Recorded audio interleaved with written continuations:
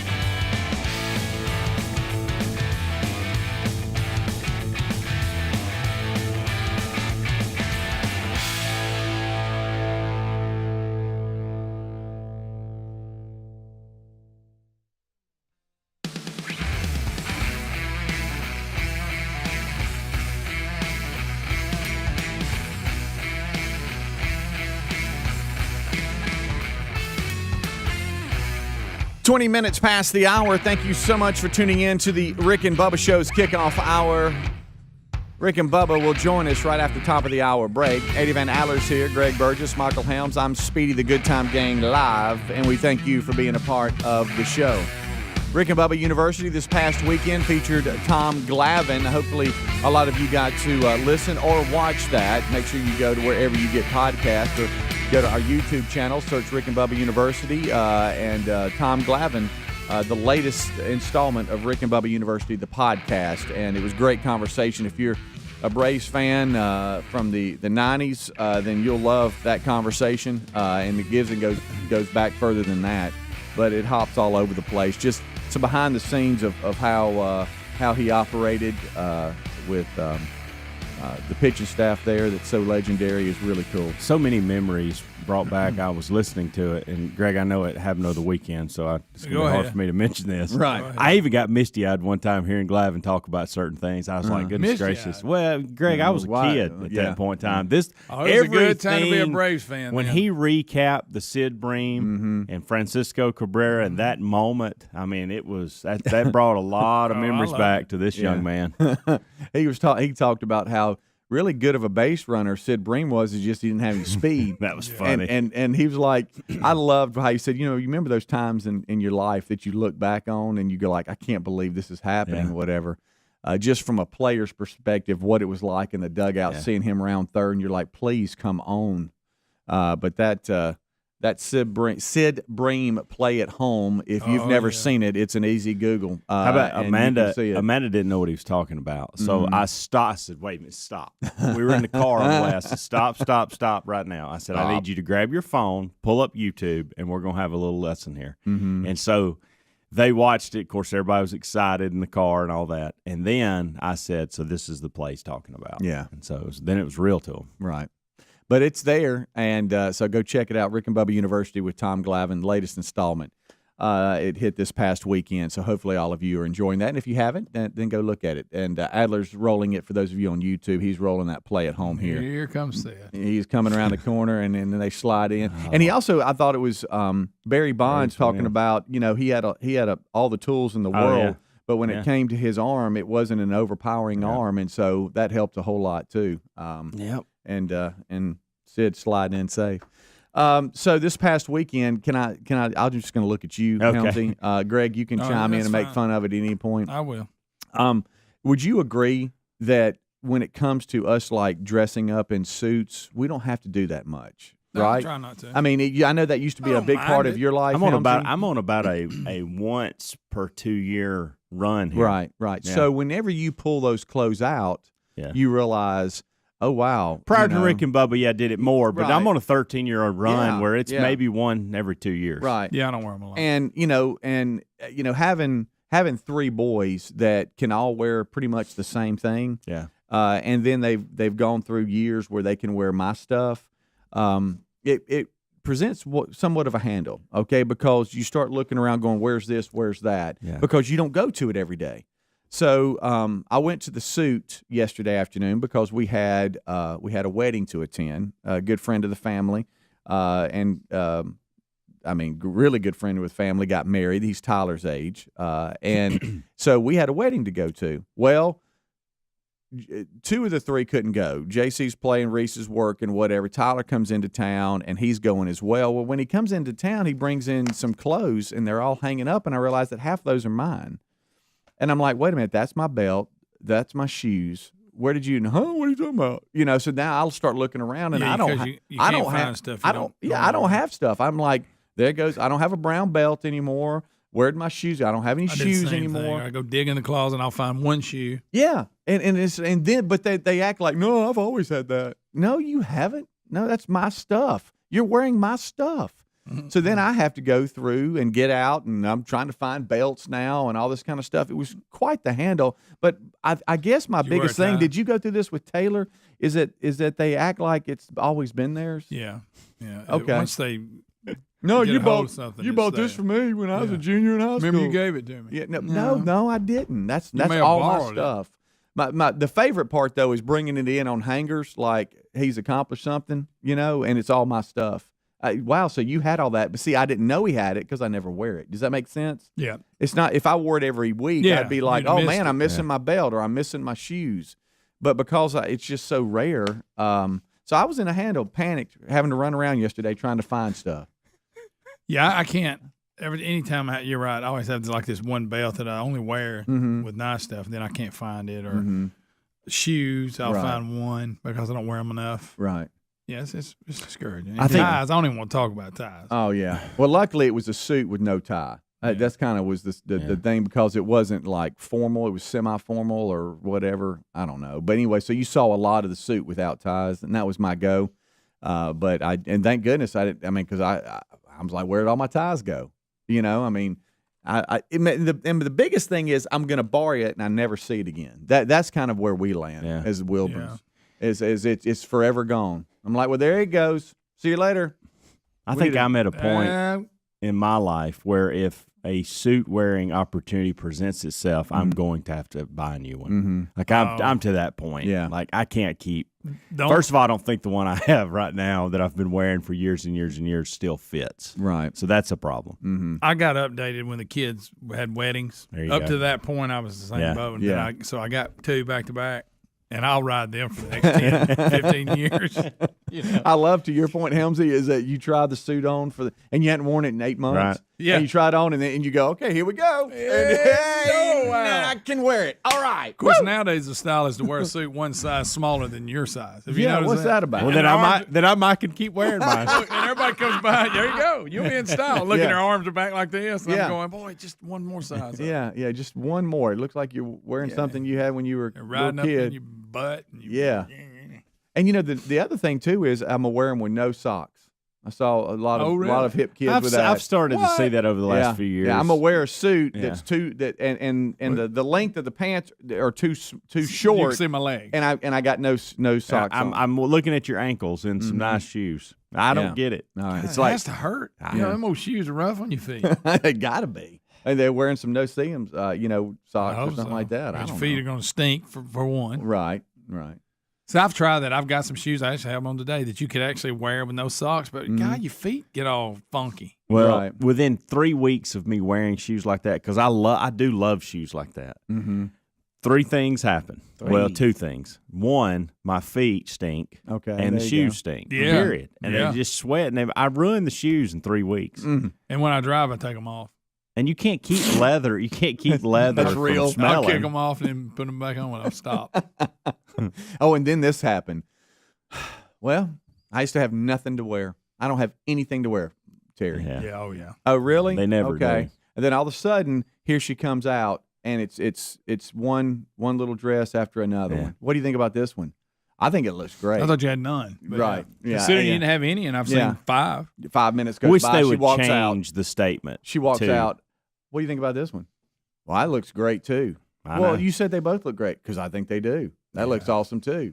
And you fall in that thing where you really because if you say the other one looked better, oh, you didn't like that one? Yeah, what about this one? I'll just go that one there. That one. Yeah, I keep saying, well, I think you ought to wear that one. Boy, you're hot as a firecracker right there. You can be the finest thing there. Okay, that's enough. Yeah, now you're overdoing it. I don't know she why. takes that one off, puts another one on. Right. I wish they would change that statement to "I don't have anything I want to wear." Yeah, that's there you more go. like There you say go. that. And then one of the ones she came out with had a price tag on it. Yeah. I'm like, well, I've never worn this one. Yeah, I've noticed that. Yeah. Yeah. I just don't know. I don't know if I like this. Okay. You bought it. Right. Yeah. Ended up in our closet. You thought you liked it at one point. Right. Well, I think that one looks great. Yeah, and then she didn't go with that one. Yeah. She comes back out with an L. What about this one? I think that looks good too. I think they all look great. So could you wear all of them together? Rick and Bubba.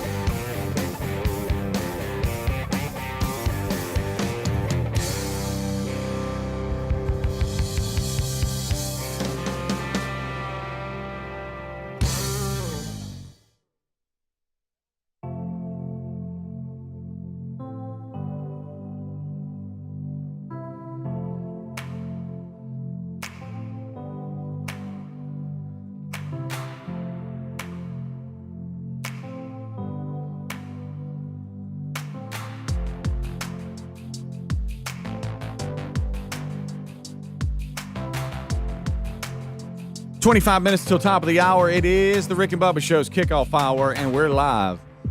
Thank you so much for tuning in. 866-WE-BE-BIG is our number. We're just sitting around hanging out, looking back at some of our weekends. Sorry, Greg. And just kind of seeing how everybody was, even though we, we'll Marco and Polo and every now and then text. Sometimes we're not talking. So just seeing how everybody's weekend was and kind of getting settled for a brand new week. Don't forget Rick and Bubba University, the podcast. It hit this past weekend with Tom Glavine. If you have not gone and seen that or watched that yet, go search Rick and Bubba University wherever you listen to your podcast, or search that for YouTube and go to our channel and check it out. Very good discussion with Tom Glavine. We appreciate him being with us. And got to see Barry Dean, who is with the Alabama Baseball Coaches Association, who was instrumental in helping us get Tom. They got their big dinner coming up on the 3rd of May to help all of the Miracle Leagues in the state of Alabama. And if you've never been involved with that's really something else. And so they do great work. And so that all the proceeds from that dinner go to that. And so we wish Barry and the crew best of luck. I know Tom will bring it because he's just a pro. He sits down and you start reminiscing, and before you know it, 45 minutes is up. It happened quick. As Bubba said when it stopped, he goes, I could talk to him for 3 hours. Oh, yeah. So anyway, check that out. Rick and Bubba University, the podcast, this past weekend with Tom Glavine. We'll look back, as I said, on some busy weekends. I know Rick was in, Rainbow City last night, right? Yeah. And so we'll get an update from him. I think the Kevin Dareberry Golf Tournament is this Thursday. And so that's information's in upcoming events. And that's always a cool lot of fun, always a great day where we catch up with a lot of people we don't get to see. But, we always have great intentions. Hey, man, let's do lunch. Let's catch up. People that you see, at these things, and then a year goes by. It's like, man, we never got together. This goes back to Greg's point. Right. Well, it validates his point that we really don't care. Yeah. And we have great intentions, but then you get busy with life and you look up and it's Friday again. And then it's Friday again. Before you know it, you're back out there. Oh, yeah. But also don't forget to register your mom. The deadline is Wednesday for Fix Mama's Mouth. Fix that mouth. So click on contest. Busy week. It. Yeah, busy week. And then how about a week from today, we'll be testing at Regions, and next week from Wednesday, we'll be doing our live broadcast from Regions Tradition. Oh, better look back to normal. Where Bill Bubba Bussey is going to be playing in the Proam, and hopefully this fired up about it. I hope and pray it's part of his update this past weekend where he got out and played. I was going to say, I cannot confirm or deny that I think he may have got out, and he is not taking our advice of not getting out there until he plays. Right. And just swinging a little bit and stretching a little bit and going out there and enjoying it. Not overdoing it. I think he's trying to overdo it a little bit. It looks like he's all in. Yeah. Yeah. All right, raise your hand if you have forgotten to return something you rented.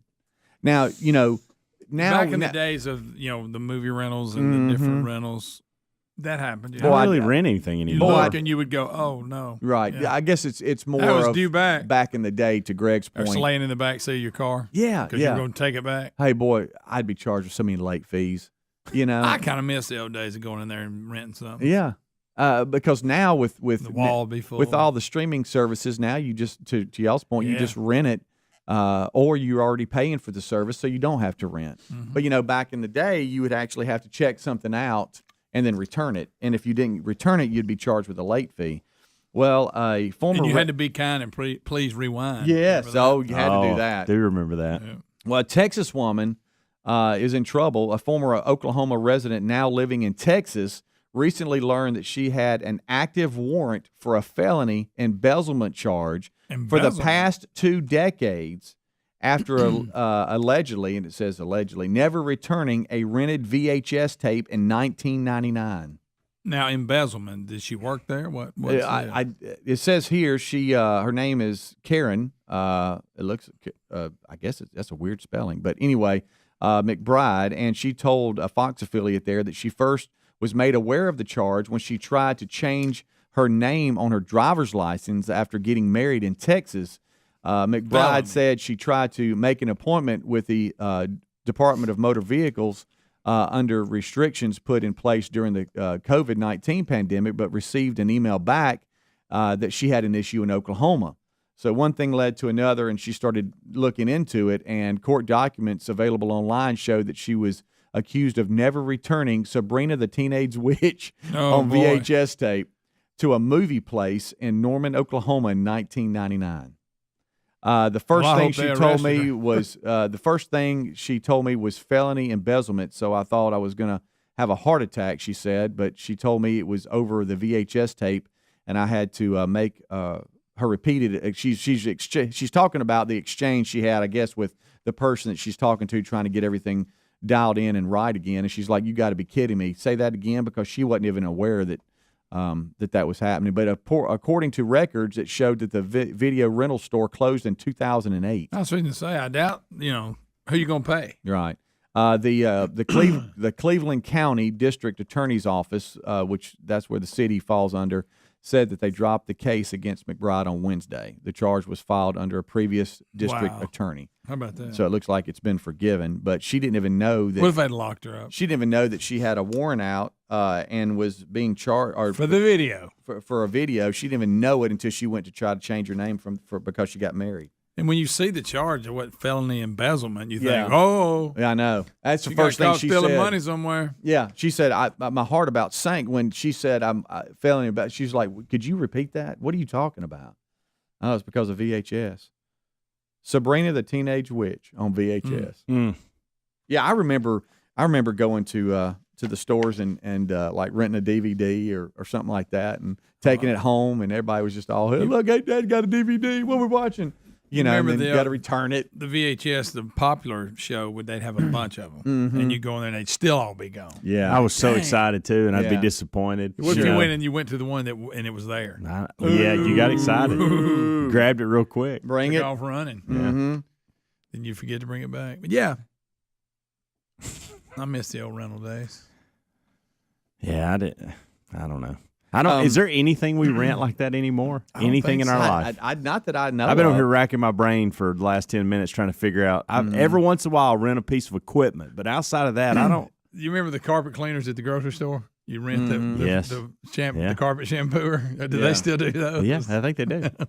So back to this lady, I don't McBride. know why the grocery store had them. Yeah, I know. I don't either. I guess it's convenient. She said that she now is trying to put it all together, and she suspects this felony embezzlement charge was to blame for being rejected from at least 5 jobs over the last 20 years. They would never give her a reason. I was going to say they didn't mention it. But when they would do a criminal check, it would come up that she had a felony embezzlement charge. And she said because they would never give me a reason at all. Now, it could be they just didn't want her. Maybe she's goofy. But Maybe she's too forgetful. She's just like, I'm wondering if stuff back. Yeah, if that's the case or not. I admit it's a little ridiculous, but you didn't take the movie back. No. That is true. But she forgot about it so much that she forgot it was she even rented it. I got to feel like when you've been charged with that they somehow tried to reach out to you before that and let you know that, hey, we're fixing to file charges. Yeah. Helmsy, back to your point, I guess maybe check something out at the library. Yeah, I don't find myself in that ain't libraries too often. I was going to say. But you're right. But that is one of the things that is out there that you can still rent. Yeah. And Amanda does go to the library every once in a while and get books with Maddie. Okay. Well, there you go. What would you rent if you went to the library? I don't know, Greg. I don't either. What about you? I can't think of nothing. Don't really have to research anything. Hey, I got it right here in front of me. Yeah. Maybe it's called Google. Yeah. I don't hate the library. I don't hate it, but we got a good one right here. Yeah, boy, we do. A nice one. Sure enough, nice one. Yeah, sure enough, nice one. Real Let's nice. all go there after this. We ought to. I really ought to use it more often, just to go find some peace somewhere, just some quiet and peace. Because you can be quiet whisper in there. I like what I mean. Nobody's on your nerves. Shh. I don't think we're giving libraries enough. Now that I think of it, maybe in today's world, get that me a may cup be of the place Joe to and then go there. Yeah. All right, so I may try it. So I may try it too. Follow where this little mind of mine goes. So I'm thinking of renting, and I'm thinking of checking stuff out, which makes me think of streaming and watching stuff, because that's the new checking out of. You see where my mind's going? I never gave y'all enough on Formula One on Netflix. Yeah, it's a good show. The Formula One. You're tying series. that to rental. Because That's what I'm telling you. This is where my mind goes. I knew he was going to jump all over because that. I'm thinking you could have just went into that and not even mentioned Ray. No, that's why I thought about it. Okay. I really did because I started thinking about streaming. I thought about pretty good like checking stuff out, and then I thought about, well, now all we do is stream, and then it made me think, well, what am I watching and binging now? And it's the Formula that One all on happened Netflix. really quick. I too. know. That's I know. the thing. Did y'all see me looking up like I was looking at the light? Yeah. That was me thinking. Boy, I tell you was processing. I was. Anyway, that is a good show. Hey. You got into it? I did. How about I just the the behind the technology? scenes. What And about all they that. pit a car in like 3 seconds? Do you want to know what I didn't know? And y'all even said this, and I Didn't still take didn't. you but 3 years to jump in on I this. know. Well, I saw Well, it. it's It would always be recommended for you. Yeah. And I would always, I ain't doing that.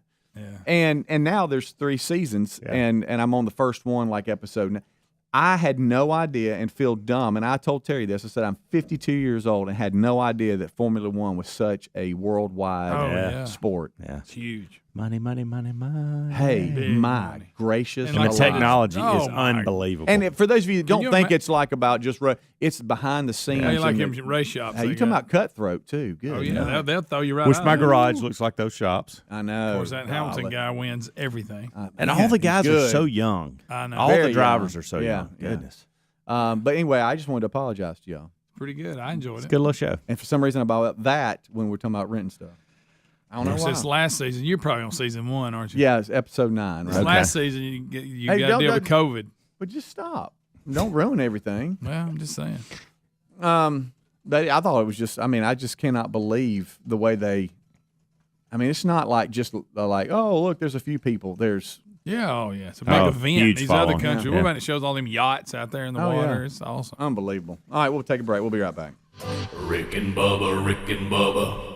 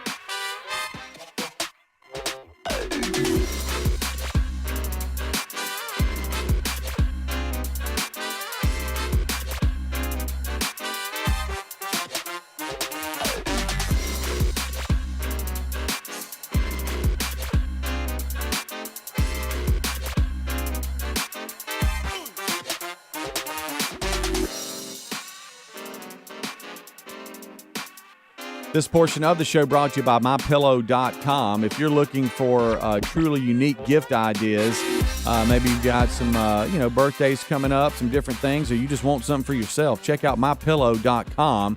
And you need to check out the My Store at MyPillow.com and use promo code Bubba.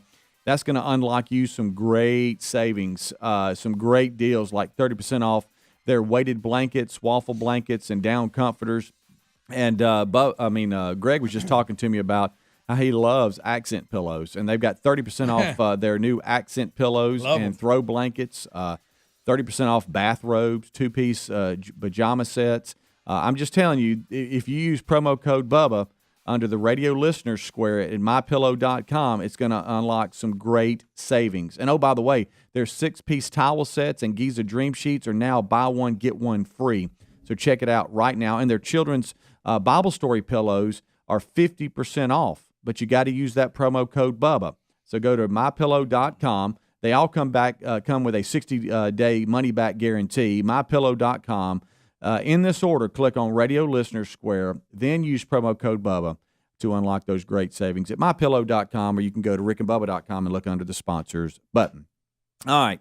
So I got a text at, let's see, JC, they were on the road, and so they had one of those long bus rides, and I got a text from JC at 12:23. Hey, Dad, do you mind, because, the Rick and Bubba store is rocking right now with new merchandise and some of the new shirts they got. For some reason, he and his teammates absolutely love them. Hey, Dad, do me a favor. Big Hunt wants to a shirt like Nick has. Do you mind getting one of those? He's an extra large. And sometimes our kids request the darndest thing. Oh, yeah. And I started laughing because it was at 12:23 and going into at past midnight, they're just pulling up, and that's what he texts me about.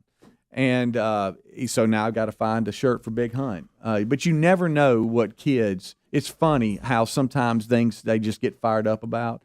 And so apparently Rick and Bubba merchandise is the new thing for JC. Well, speaking of text messages, I'll tell you what my 14-year-old daughter texted me last night, and it had something to do with Rick and Bubba. I was in the middle of man church at my church, and my watch is just going nuts. And I looked down and real quick, and I took a double take because it's Caroline, and I thought, well, I want to make sure is everything okay. Do you know what the question was? What? Me and Mama, we've been trying to get her to. Now she is the hardest worker I have. Okay, she may even work harder than I do. Well, okay, watch it. And she wants to earn her own things and do so. So we've been. She's like Reese. Okay, Reese is a hard worker, Speedy's son, and so she wants to earn some extra money so she can do whatever she wants to with it. She's kind of tired of asking for all those things. You know why? Because I'm tired of her asking, and she's heard it from me. Hey, we just can't continue to buy tank tops and shoes and shorts like every week. We just can't. We can't do that. Okay. I know some people can. We can't. And so I said, we'll put you to work. We'll give you some jobs, earn some money. There's plenty of things you can do around here. So this is the text message I get last night. Me and Mama had this idea that I could come clean the studio like the maids do, and I could get the money from doing that versus y'all having to pay them. I'll do it much cheaper, and I'm sure I can do it even much better. That's from her. Can you please? Good. Can you please ask Rick and Bubba tomorrow? That's what she said.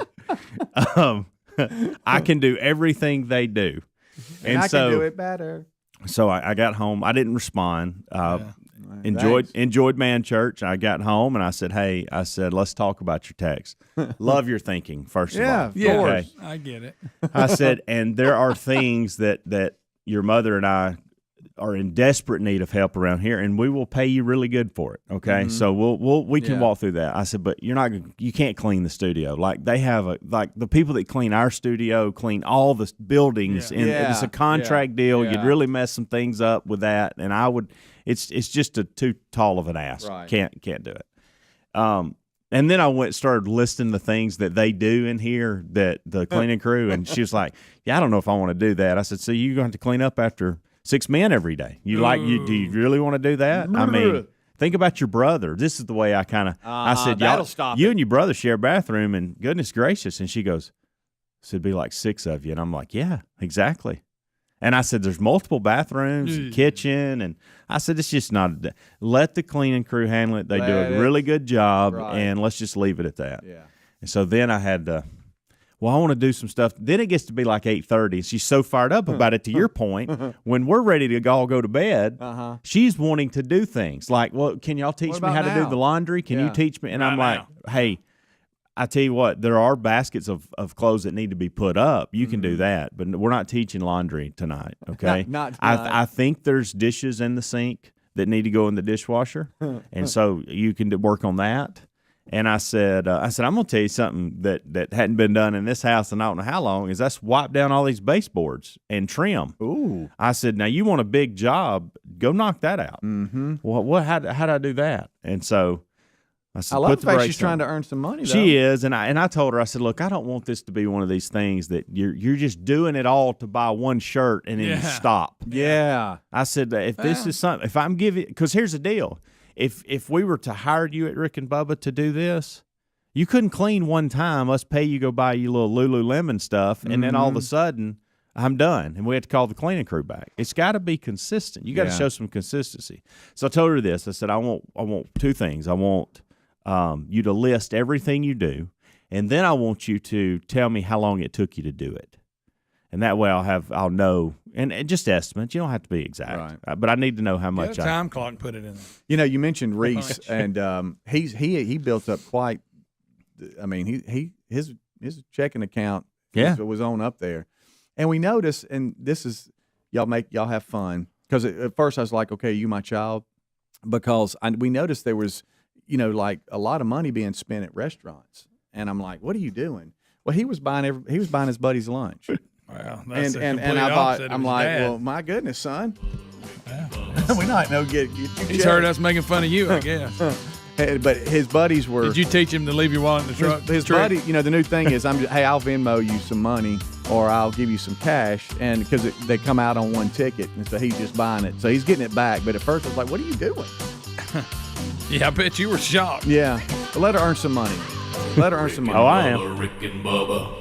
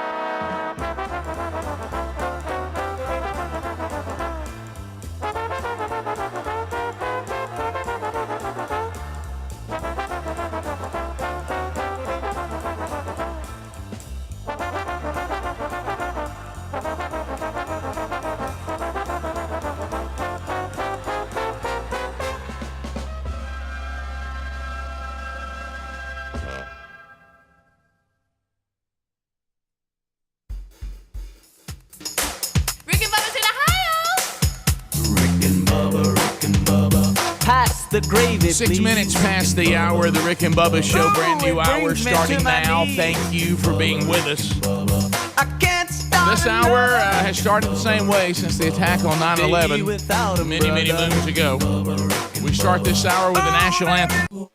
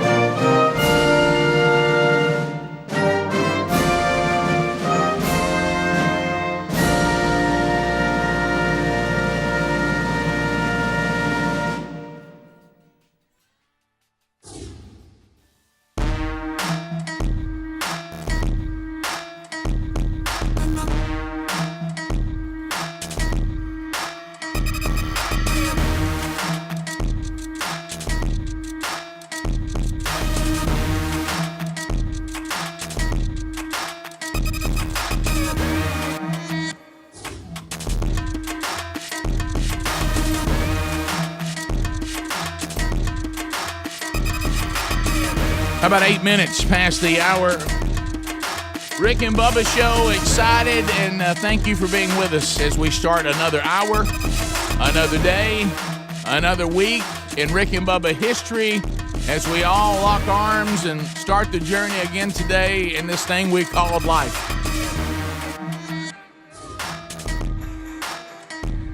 If you are thinking about your mom being entered in Rick and Bubba's world-famous contest, Fix Mama's Mouth, there is no other show that will utter that phrase.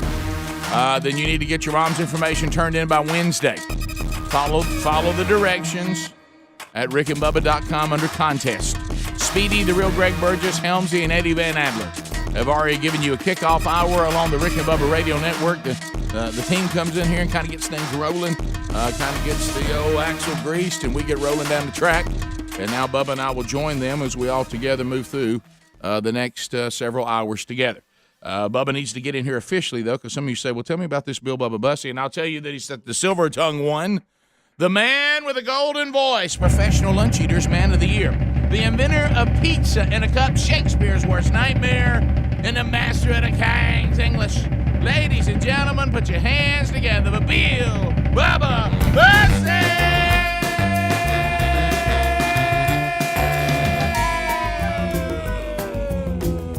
How about it, Bubba? How about you, Rick Burgess? Friends, neighbors, associates everywhere.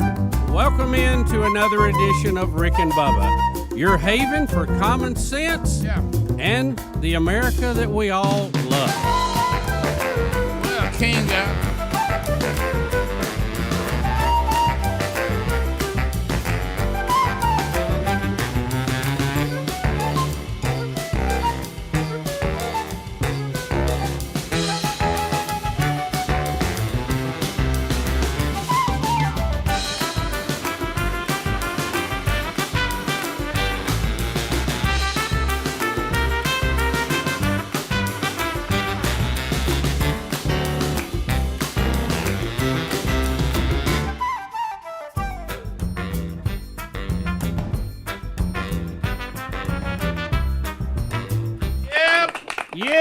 Yeah. Bubba, I hope you had a good weekend. Yeah. Yep. Whoop, whoop. Oh, Yep. Rick, I did.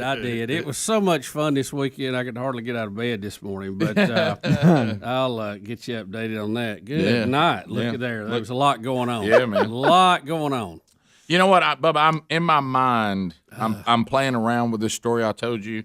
I think I might be able to do something with it. Now I'll have to leave some lines out, but this one right here's got a story coming. He has no idea, and it's going to absolutely slay him. Okay. Now the on-air version is not going to wreck you like the off-air version. I got you. I got it. Because there's one line I can't use on there, but it's going to take your legs over Monday. Okay. Yeah. You know how sometimes you just start getting happy because you know there's somebody's day you're about to make? You got a good one. Right. Sounds like you had a good weekend, Greg. Yeah, I guess. Yeah, I heard you on the kickoff hour. Hey, Rick, am I wrong? He don't care about weekends. Well, he's just. Am I wrong? You know, it reminded me of a great Steve Harvey bit. Weekends ain't nothing but. I know. Just 2 days away. That was funny. That was funny. Speedy asked us, and he didn't mean it. Yeah, I know. No, well, he does. Yeah. Look, I love when you. Never mind, I won't get into it. But that's funny. Yeah. But we'll unpack. I have no idea. It's like a lot of us. We do.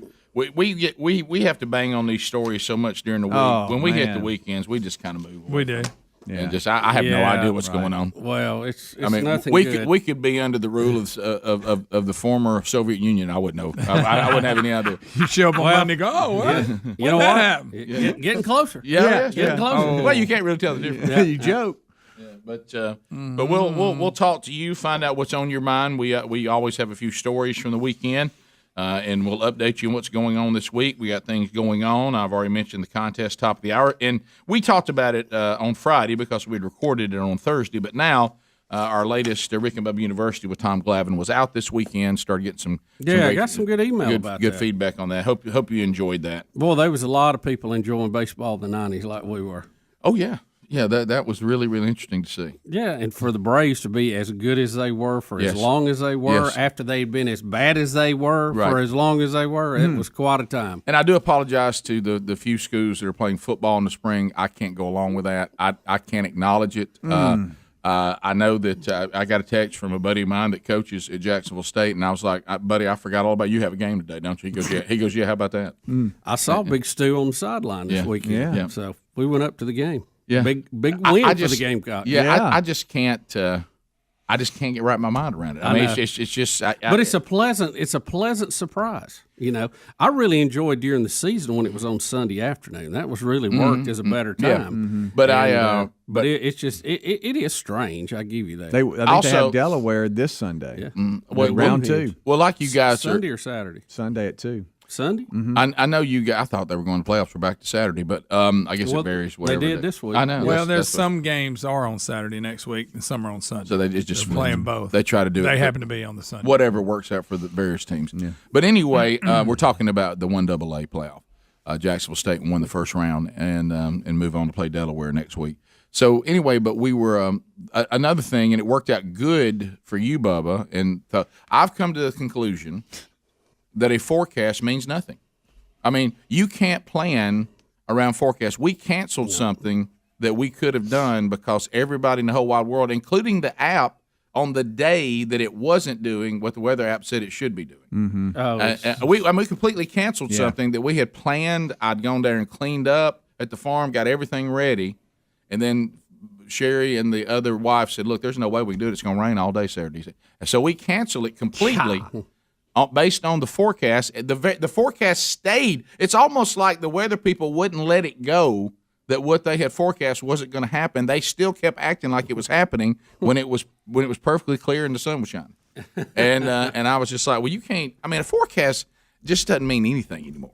You can't follow a forecast. No. And this one was not one of those. Well, we don't know. It's iffy. It was, hey, by golly, it's going to rain from the time you wake up to the time you go to bed on Saturday. So if you got plans outside, you can forget it. 2 ways. Well, let me tell you, we threaded the needle on that. We went to Jacksonville, went to the ball game, came home, and we saw about 3 minutes of rain.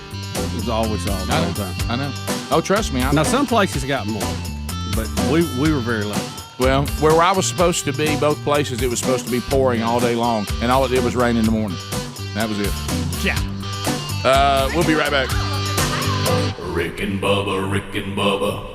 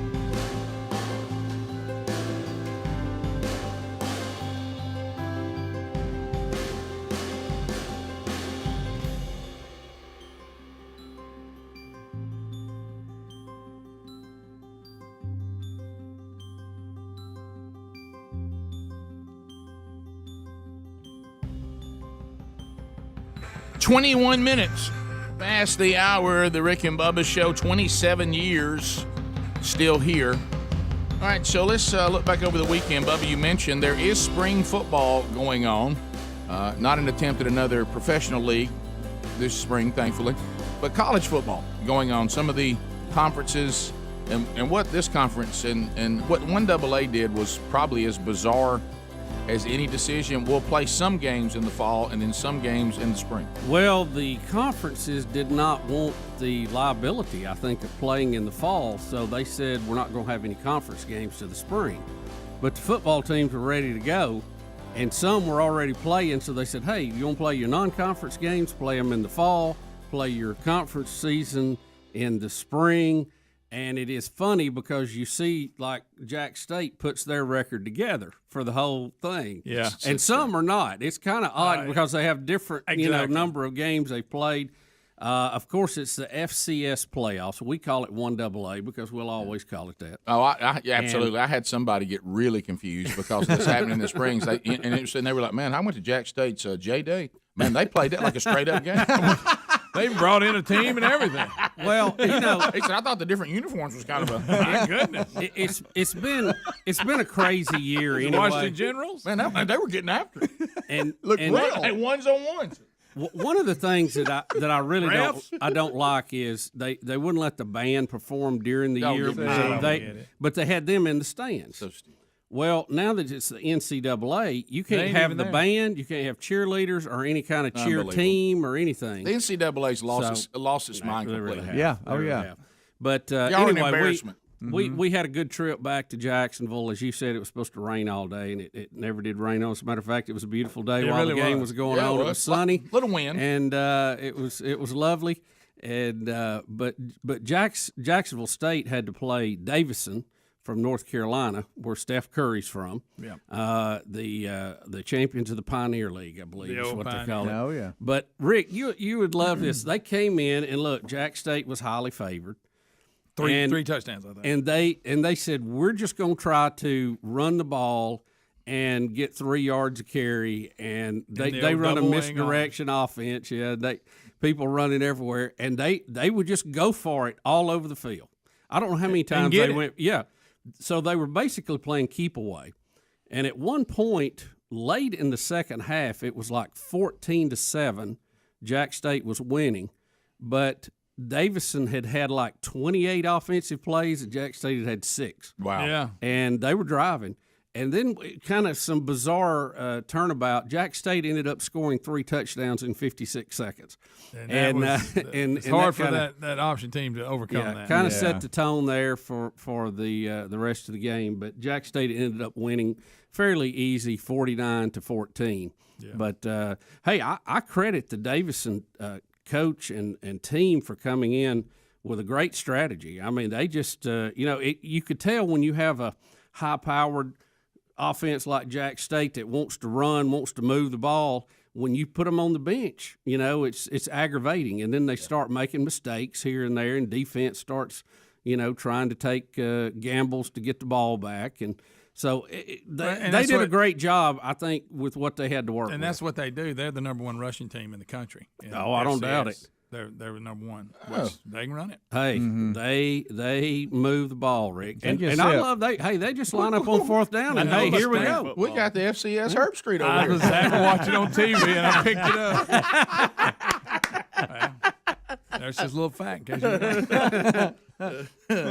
D1's got Herb Street, but 1AA's got Greg. Congratulations to Coach Gross and the Jack State Gamecocks moving to round 2. Right. There you go. The Delaware Blue Hens. Yeah, who look exactly like Michigan. That's what's always funny. We played them in the playoffs back in, I think it was in the 80s when Ed Lett was there quarterbacking, and of course Ed still works there. But I think it was a semifinal game we played up there, and they won. So maybe we'll have better luck this time. I don't want to get started on this, but what science, even Fauci today, the high priest of health, is talking about how outside is. Yeah. I mean, the odds of you getting COVID outside are so low, and if you've been vaccinated, they're none. Except in India. Yeah, right. Wow. Well, I hadn't seen the India story. Oh yeah. Well, yeah, it's on up. Yeah.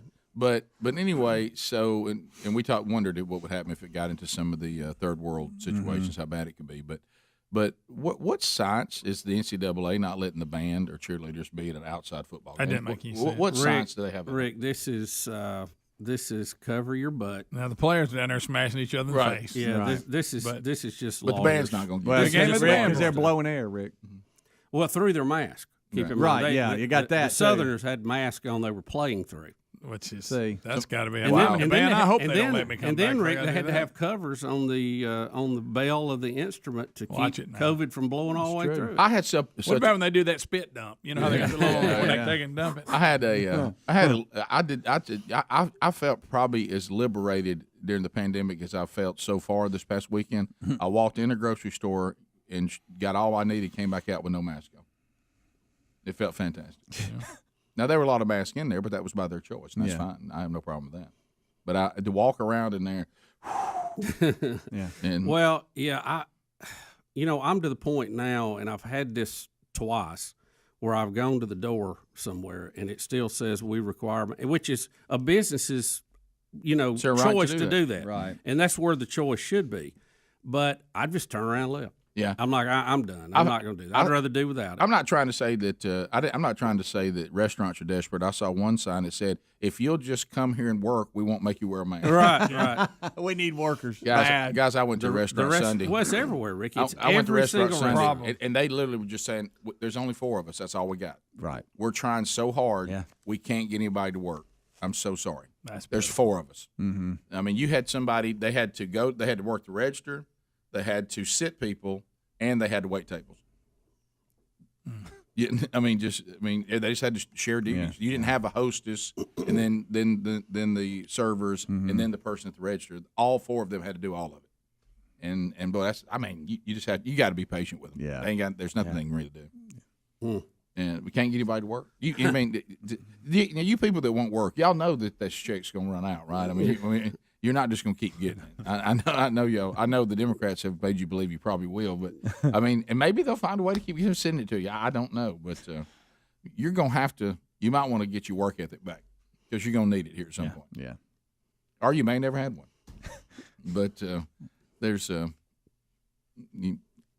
if you ever want to make a move right now out there, folks, this is your time. Yeah, what an opportunity! Ain't nothing between you but air and opportunity. That's right. This is your time to make it happen. If you'll just show up and do a halfway job, you could probably move right up the ladder. Mm-hmm. Well, I mean, you have to be strategic because I told Sherry, she's like, well, wait a minute, we're all still sitting here talking. I said, baby, if I don't get up and go stand by the register right now to pay on the way out, I've got to stand there till somebody notices me, then stop serving their table or sitting people to come over and check me out. Yeah, I mean it's not going to be a quick situation. I got to go up and get noticed. Yeah, the cook may have to leave the grill back there to go check. Guy walks out with the chef hat on. Asked me if I want a receipt. Yeah, but the ones out there are getting after it. They are. Bottom of the hour, 866 We Be Big is our number. We'll be back. More of the Rick and Bubba Show coming up right after this. Rick and Bubba, Rick and Bubba.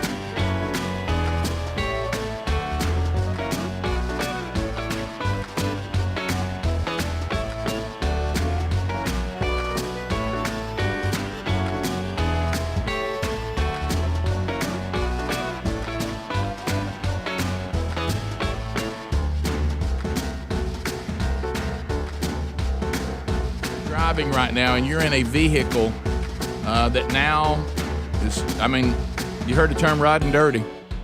It doesn't apply to this, but how about riding without a warranty? I got nothing, Rick. If something happens with this automobile now, it's on me. Well, you don't want that. So why don't you go to carshield.com right now and get a protection plan from them? Carshield.com, get you a protection plan. They've got them ready to go. They start at about $99 a month, and if it's a covered repair, then they're going to be paying the ASE certified mechanic of your choice directly. You will get a rental car at no additional charge. You always have 24/7 roadside assistance. So if your vehicle is without warranty, you need to make the move to carshield.com, and there you go. You get peace of mind back again. The CarShield cars just go farther. And we're getting into that traveling time of year. A lot of you are already traveling. So why don't you call 1-800-665-2157. Mention the code Bubba. That'll save you 10%. Or you can also save 10% by going to carshield.com and just enter the code Bubba. There's also a link for you to get protected from the CarShield by going to rickandbubba.com, and you'll see that right there under the sponsors button. All right, so let's do a quick latest on COVID-19 update.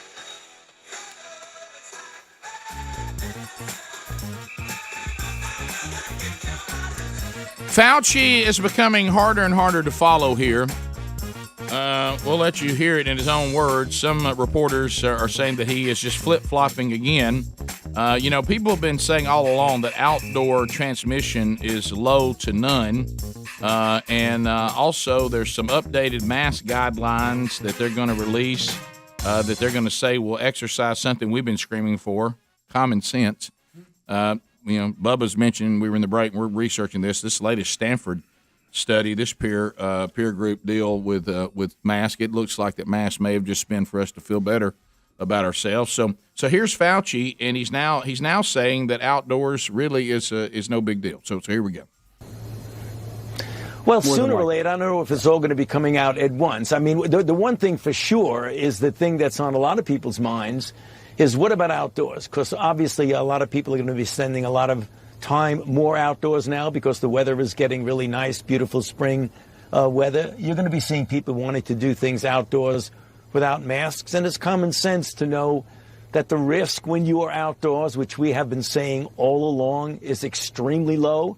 And if you are vaccinated, it's even lower. So you're going to be hearing about those kinds of recommendations soon. You didn't say all along. Does he sound like we don't remember? All along. I missed something. Rick, like I said. Hey, he's like a college football analyst, Hey, like I've been saying all along. Yeah. No, you haven't said that. You told us that everywhere we went, if we got in a crowd, it was certain death. It was certain death. What? Of course, we've been saying this all along. Outside transmissions are very low. And with the vaccine, they're even lower. Oh my goodness! Look, I'm just going to say thank you. If you want to pretend in this fantasy world of yours that you've always been telling, Bubba, always. What did they say? What did they say about Florida when people got on the beaches? Well, my gosh, this is it. Oh yeah, that'll do it. This is ball games. Oh no way, that's outdoors. CDC, of course, we've been saying this all along because they started saying this, but now they're officially saying it. Yeah. Those of you out there that's got all your disinfection bottles, and you're disinfecting this and you're rubbing and wiping that, CDC's, that's a big waste of time. Disinfecting services to prevent COVID often is just for show. CDC says that doesn't really do anything. Well, there's other germs out there too. It doesn't mean you don't want to be clean and keep everything ready to go, but we may have. Rick, can I just give you the headline from this is CNBC's website? Okay, I want to be sure we know the source. CNBC, you know their political leanings. MIT researcher says you're no safer from COVID indoors at 6 feet or 60 feet in new study challenging social distancing policies. So that's from CNBC. This is, and what I just told you is from the CDC. They said that the risk of surface transmission is low and secondary to the primary route of the virus, and says that cleaning surfaces is basically for show. It doesn't really do anything because this virus doesn't really transmit off of surfaces. Now, do you remember in the beginning, by golly, now, and there's some people, and like Greg said, I credit you. that did well on they come in and let's disinfect your office and your whatever to save you from COVID. And you know what? That's a supply and demand situation, and I'm applauding you. Yeah. But they're saying that really that was really all for show. Bubba just said now we don't know if social distancing was that big a deal, because here's where I'm getting down to it. Okay, COVID-19 was transmittable, and there was not much we could do about it. But we told you some things to make you feel better that you could hope you didn't get it. But it really just kind of infected the people it was going to infect, and there wasn't a whole lot you could do to stop it. And some people got it, some people died, some people never got it, some people got it, and it wasn't that bad. But this transmitting it back and forth, these masks and surface cleaning and distancing, it really didn't do any good, but it made us feel better. Is what you're. And remember, we were the ones, because we're professors at Rick and Bubba University. So what we were saying all along, if all these things are true, how are the home improvement stores and the grocery stores functioning, and people aren't just getting it in droves? I mean, if the surfaces were transmittable, then no way we could have done any of that. Okay, if the mask, and all that, it seems to be working, or distancing, but this thing didn't seem to, because you could have the same people do the same things they do in the grocery stores and still get it, but the grocery stores never had any kind of outbreak between the workers or anything like that. And now we're getting to the second dose vaccine. Nearly 8% of Americans who received their first COVID-19 shot are skipping out on the second. They're saying, you know what, the first one has me protected pretty well. Don't know why I need the second one. And of course, not going back. Is anybody surprised? Of course, we were telling you the first one gives you more protection than the Johnson & Johnson vaccine fully. Mm. Now, you may not want to get into that RNA thing. That may make you uncomfortable. Yeah. But as it clearly did Adler. But if the first shot of the Pfizer and the Moderna gives you as much and more protection than the Johnson & Johnson vaccine, some people are saying, well, then why do I need the second dose?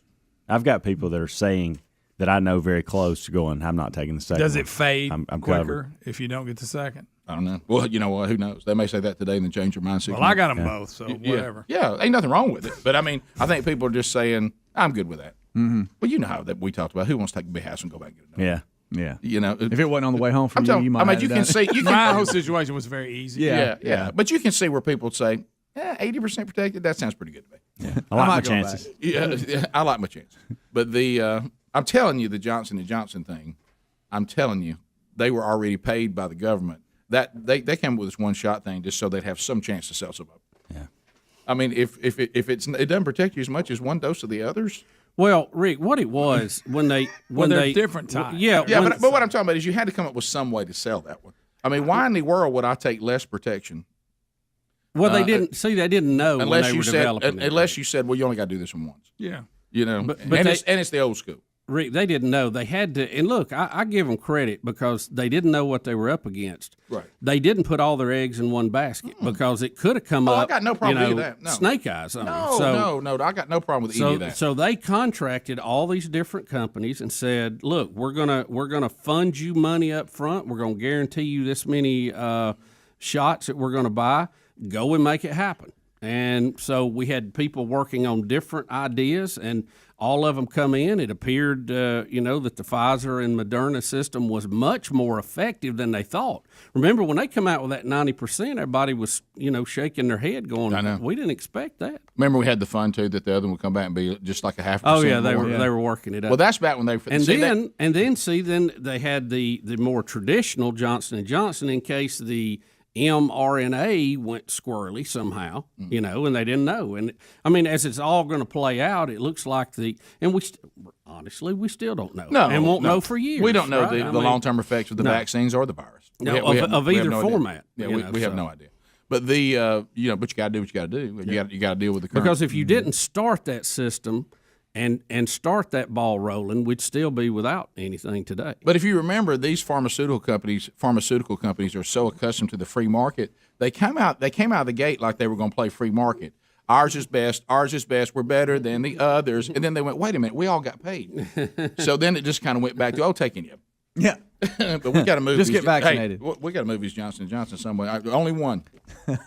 But because they all got paid, it wasn't a free market, and which is, I mean, it was a unique situation. So there's your update. Now India is having some problems. Yeah. But that's But why are they having a problem? Well, they're only 1% vaccinated. That's probably got a little bit to do with it. Don't have the circuit breakers in there, do they? 15 minutes to the top of the hour. Rick and Bubba, Rick and Bubba.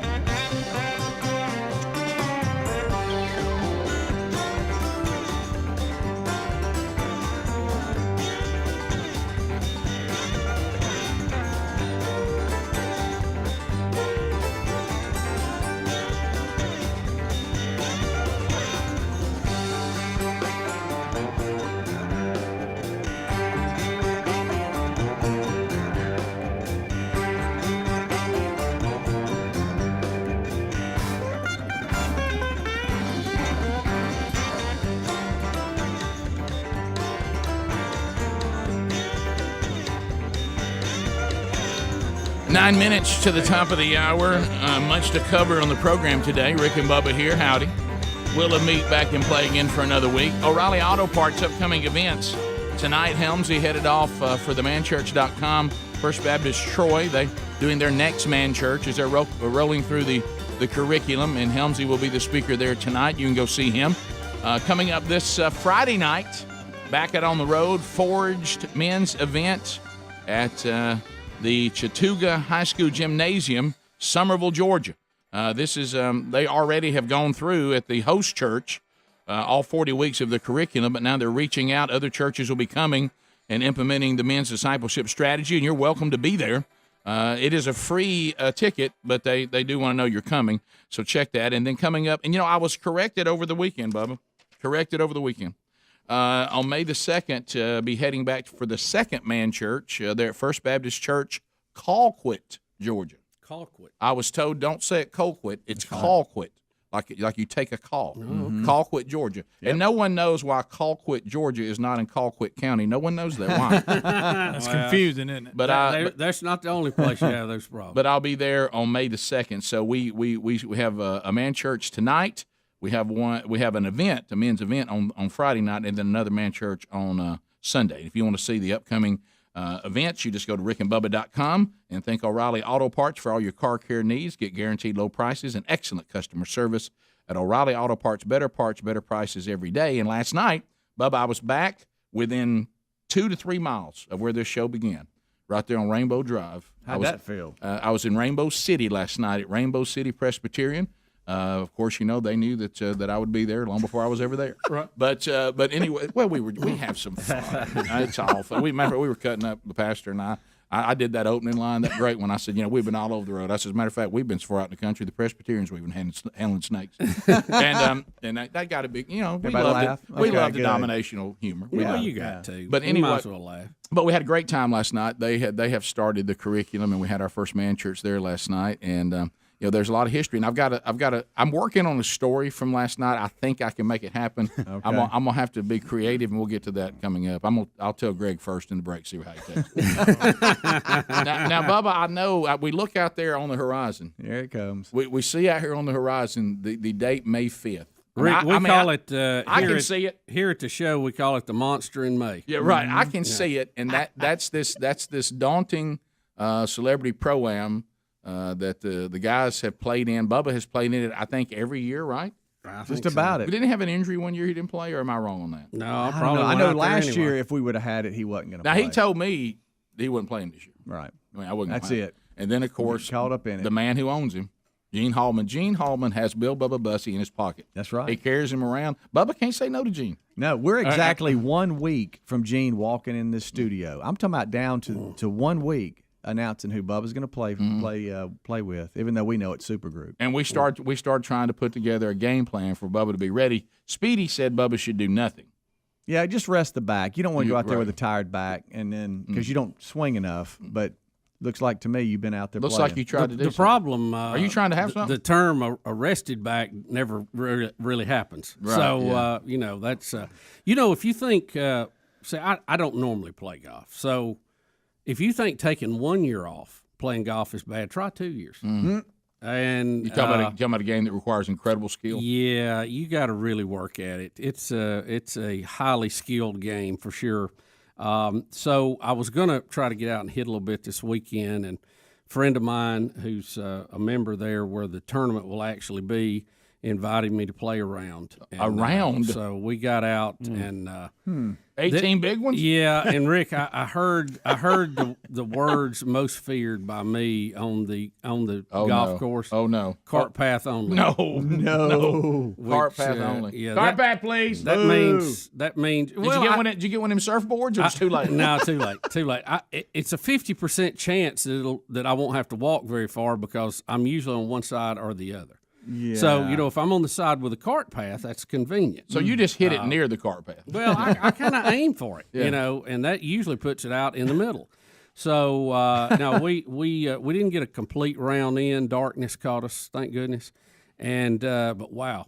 Today, when the alarm went off this morning, I thought, little sore? Was the game ugly? Did you have any? Oh yeah, it was real ugly. Yeah, anything positive out there? Yeah, there was a few positive. We were. I think for not picking up a club in 2 years. I thought I drove pretty well, and I think I hit 60% of the fairways, which is a high number for me on a good day. Yeah, in the short grass. And we were. We had plenty of ugly. We were trying out some clubs and one thing and another. So it was fun though. It was good to get back out. But it's boy, you forget how long it takes to play. I heard the mad scientist got him some new clubs. Well, I was trying out some of the mad scientist clubs, and I will have to say I'll have to give them high marks so far. So.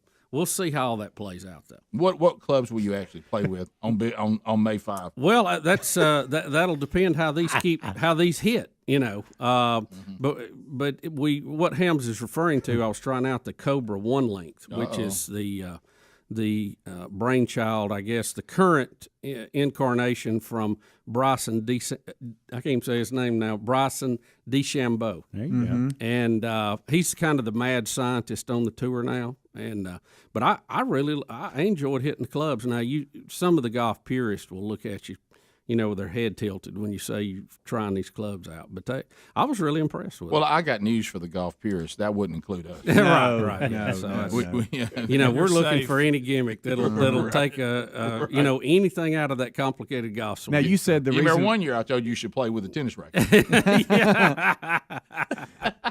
So you've said bending your knees and bending over is kind of tough. So the 1 length club helps a little bit. Yeah, right? I think it does. You can get away with not bending so far, especially on the shorter irons. So I thought I hit them pretty well. The problem is I didn't hit them enough because I was having to use fairway woods, which is not one of my strong clubs. So, But I'm a little bit lot more work. I want to say be careful. Somebody spot Hank Johnson quick. So I'm just telling you, just from the physicality of it, I understand Speedy's concern. The skill side of it, you do need reps, but the physical side of it is I don't want you to be so stove up and sore by the time we get to May 5th. Yeah, you've got to remember what May 5th is about. Thank you. Not going out there and making people think that you're a really good golfer. Well, that's not what this is about. Well, in case there's been any confusion about that, I'll put that to rest quickly. That is not going to be the impression you'll get. No, what his role is to be the target of ridicule from all of us. That's right. That, and you got to build those relationships that you're going to be with. Have fun. Have grip and grin. Enjoy it. But apparently Fauci says you're not going to get COVID, so you're fine. Yeah. But Rick, you those competitive fires. It doesn't matter what you do. You want to win. Yeah, I know you don't want to look silly. I get that. You talking about the one that put me in the hospital a few times? Yeah, that one. Mm-hmm. That one. Look, I want the team to do good and want us to be competitive. I want to come out there with a trophy. I don't care if I play bad or not. I want the team to do good. Well, don't you have to play well for the team to do good? Well, it would help. Yeah. But not necessarily. Right. See the pickle they're in? Top of the hour. Somebody. Rick and Bubba, Rick and Bubba.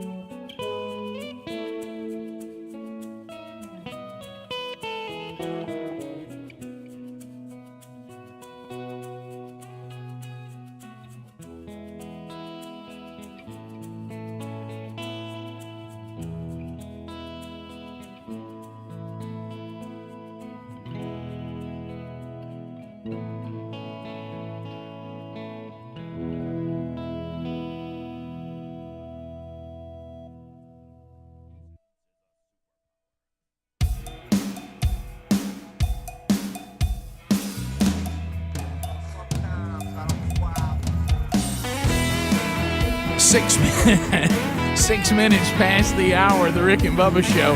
Coming to you from the Rick and Bubba Broadcast Plaza and Teleport in Focus. Speedy, the real Greg Burgess, Helmsy, and Eddie Van Adler all here.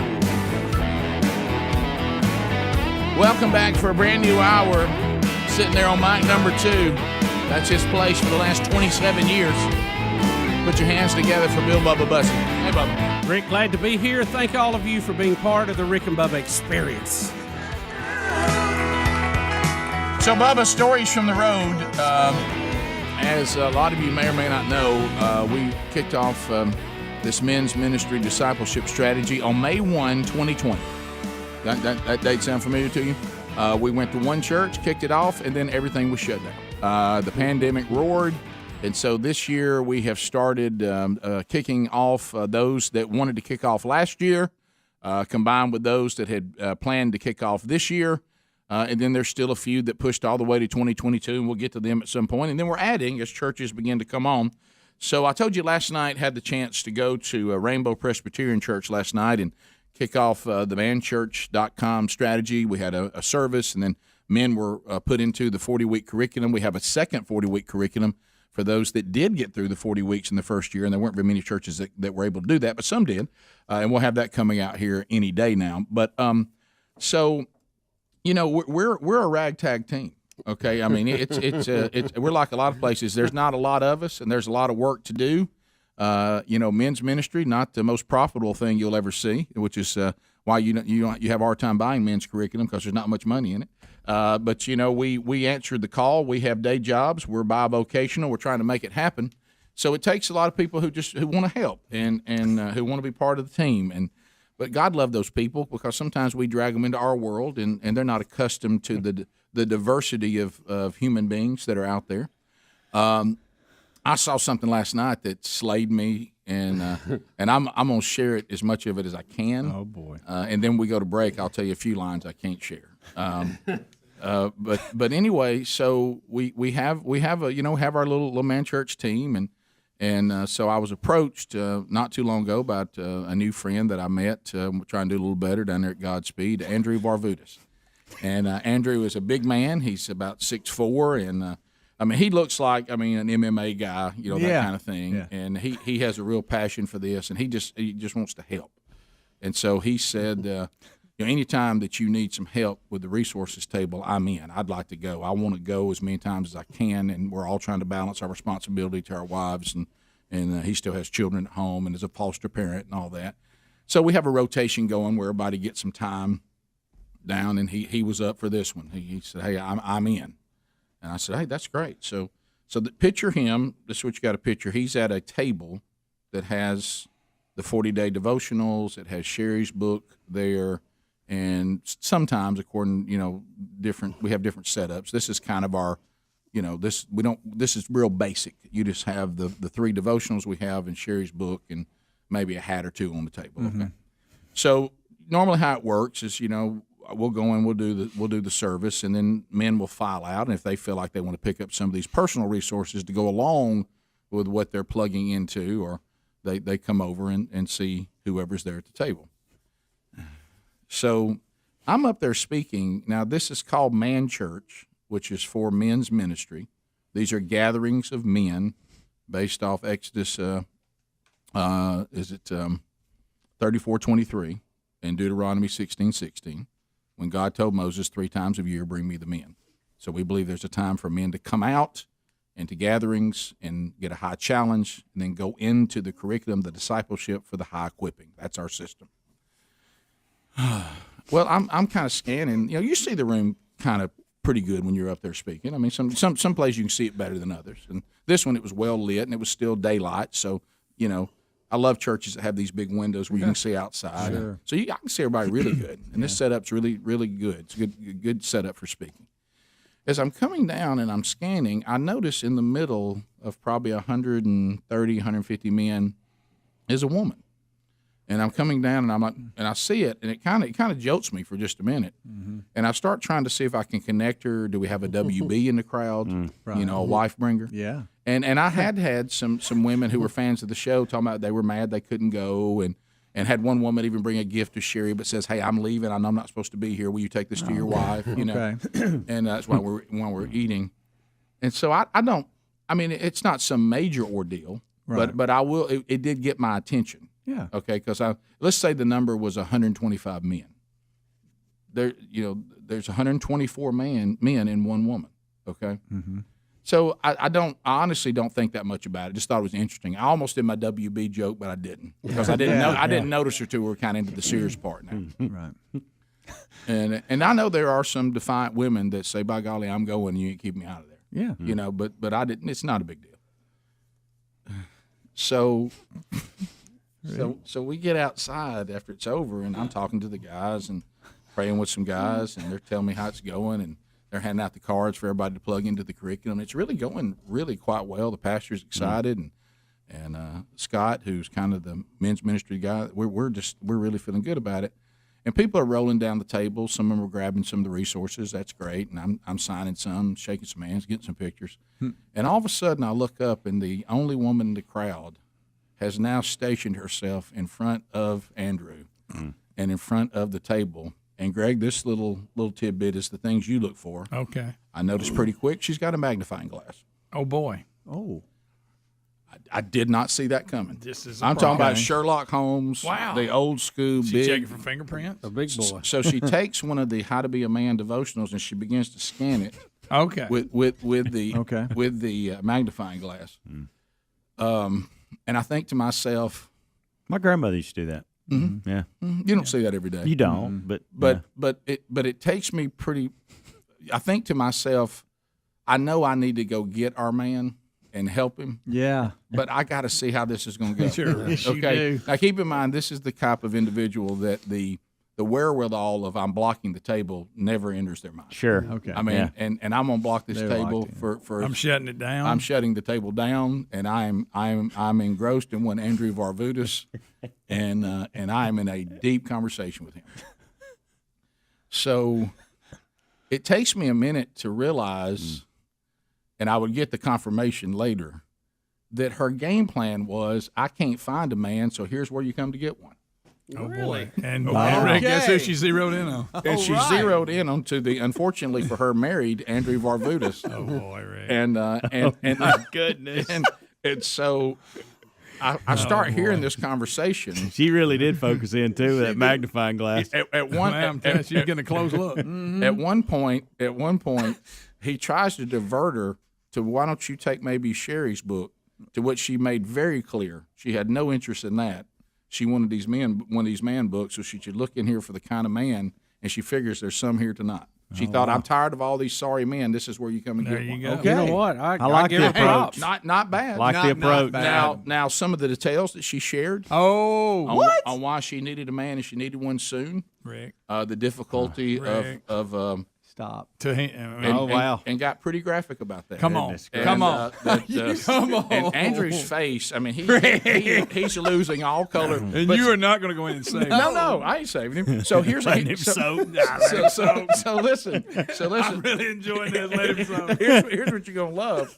Andrew hasn't been with the team long enough to know you need to just disengage. Yeah. He really wants to try to show her the love of Jesus and to be kind and to help her. Now, don't miss that in front of him, she's now got How to Be a Man, the first one. I know y'all are interested in which one it is. The Pursuit of Christ-Centered Masculinity. And she's opening it with her magnifying glass and looking at various concepts in there. So she's just going to read it right there. She's going to read it right here at the table. And with piled up behind her. the only thing I did do is start diverting people. If y'all want to come around here. Come around. So now, I could have said, ma'am, why don't you step over here? But I wasn't going to do that for anything. Because then she's going to. And you were just enjoying yourself. Yeah, and she said, if I'm gonna adhere to the standard, something's got to give. Come on. And come on now. And it went on. I think without me offering 1 ounce of comedic freedom, if I just want to stay with no exaggeration, I think she talked to him for 15 minutes. Are you serious? Yeah. Well, and it probably felt like an hour to him. Yeah. And I just thought, well, what a concept of coming to a man church to find a man. Look, I have to give her props. You got to kind of like that strategy. Well, Rick, I got to ask, did you see her leave with anybody? I did not. Andrew said he thought he said at some point, ma'am, you're almost asking me to be an escort service. You know what I mean? And you know what she said? She said, I got to tell you, that's my next plan if I can't make something happen. Straight up. That was said. Are you serious? Straight up, that was said. Now, there's a few lines that I will now share with the guys. Thank you, Rick. So, I'm kind of concerned how she drove there if she needs a magnifying glass to read I don't know. anything. I don't know. That's a good one. I don't know. I tell you, riding back home, we had to counsel Andrew a little bit. He was a little shook up. Well, Rick had been in a battle. Right. Rick and Bubba. Learn.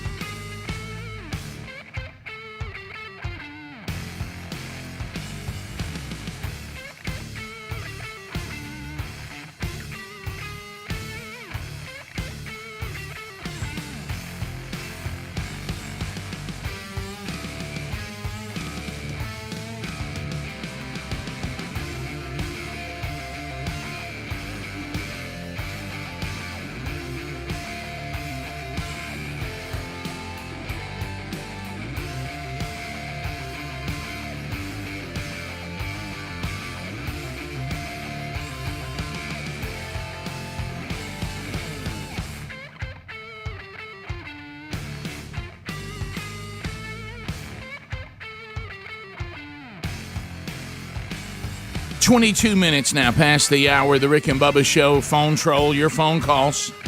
What's on your mind? Asking questions, making comments, bringing information to the table. Let's go. I say, hey, hey, mama, this is Mr. Rhythm and Blues. At the end of 30 seconds, your time on the program will come to a close, and we'll get to another one. These lines are available, and you can get in now because the Broadcast Plaza and Teleport is 10 lines strong, making it easier to get in, giving us a bigger sample of callers. And then the old troll was invented so we could get through the calls quickly, thus moving the line at a rapid pace. We'll start, and you can get in now if you want to call us. We'll start with Jeremy. Out of the great state of Alabama. Trolling. Keep them phones a-trolling. Here we come, phone trolling, phone troll. Jeremy, welcome to Rick and Bubba. 30 seconds, go ahead. I've been listening to the show for about 23 years, starting with my family, and I've noticed over the years that the show has shaped my life, but I caught myself over the weekend reacting to things the way Greg reacts to things. And which is okay, that's fine. But what really got it is every time I hear someone say anything, especially on any other radio show or anything, I make fun of the way they respond to things, so the way they say things. So you found yourself making fun of people that you normally would not have made fun of. You've begun to see the world through the filter of Greg. Oh, my. Lines available, 866-WE-BE-BIG. Brian. Welcome to Rick and Bubba. Go. Hey, the guys were talking about trying on clothes this morning. If you guys ever ask you this question, do I look fat in this? Should you reply compared to what? Well, that's been a question that's been before men for an extremely long time. Right. And it really is not a hard answer. The answer is no. You just no matter what your wife asks you concerning weight in any pair of clothing, you just simply say, I don't see it. If you think you look heavy in that, I don't see it. Mm-hmm. You know, I think you look great. Yeah. Are you asking me if you look heavy? And the answer, of course, would be no. Mm-hmm. Hey, Rick and Bubba Show, you got 30 seconds. What's your name? Where are you calling from?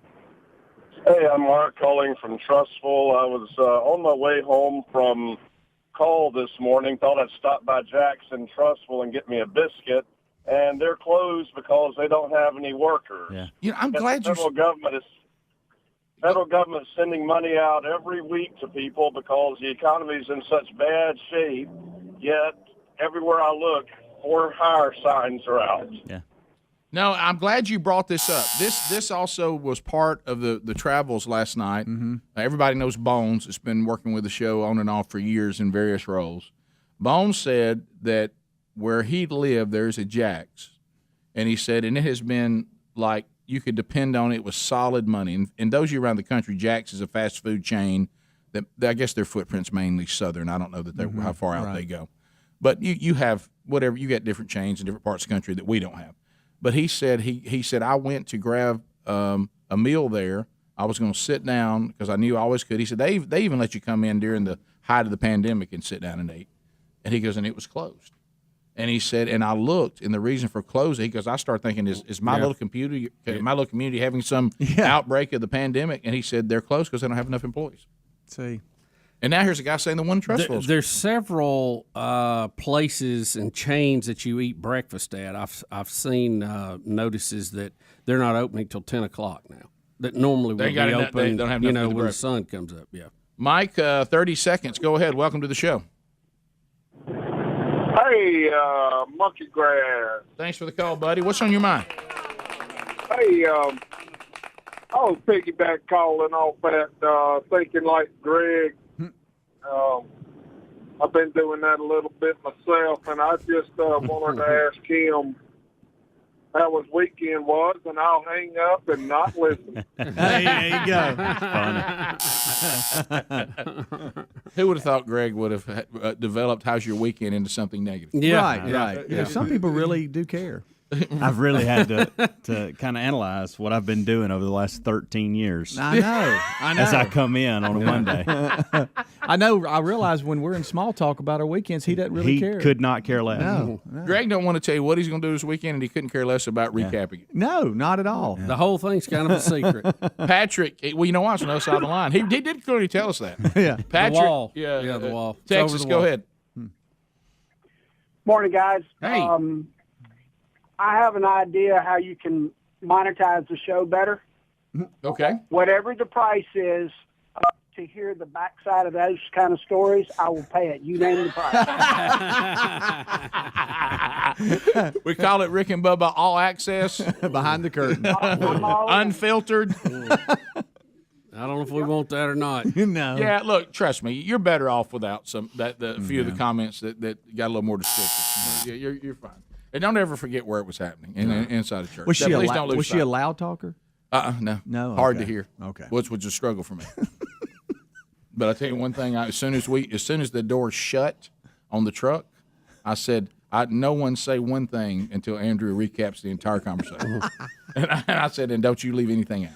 Because you know how he's learning. That's what we demand. Yeah. Yeah. Not one thing. Yeah. If you need to write it down to be sure we go through it completely, whatever you need to do before you lose it. You know what I mean? Before you Don't let it get away. You will not be interrupted at all. Yeah. No. Look. If you want to get us to Trustful with this story, that's fine.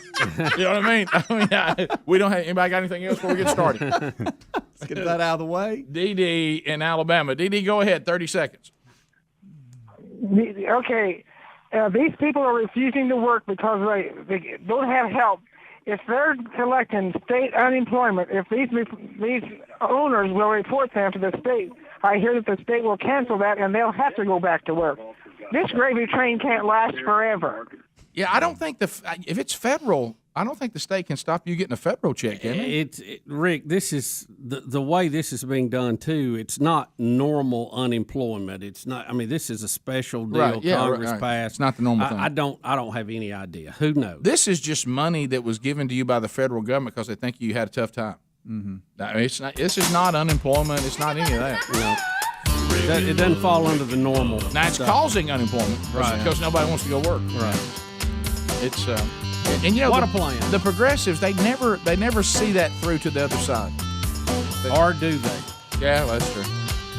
Bottom of the hour, 866 We Be Big, Rick and Bubba Show. More when we come back. Rick and Bubba, Rick and Bubba.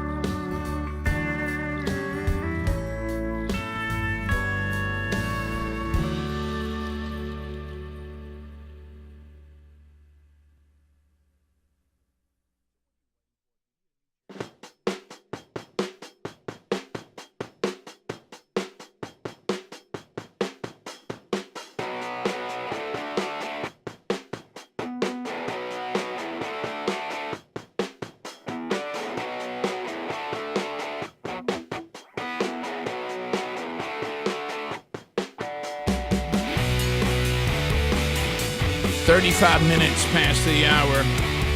Rick and Bubba Show. Thanks for being with us. All right, so we've been talking to Greg about this helixsleep.com/Bubba. He and Lisa are just loving it. I mean, he said real simple.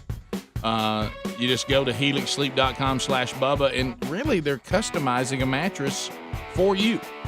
You tell them, what kind of mattress you like. Do you like them softer, more firm, something in between? Do you sleep on your side, on your stomach, on your back? Are you a combo sleeper?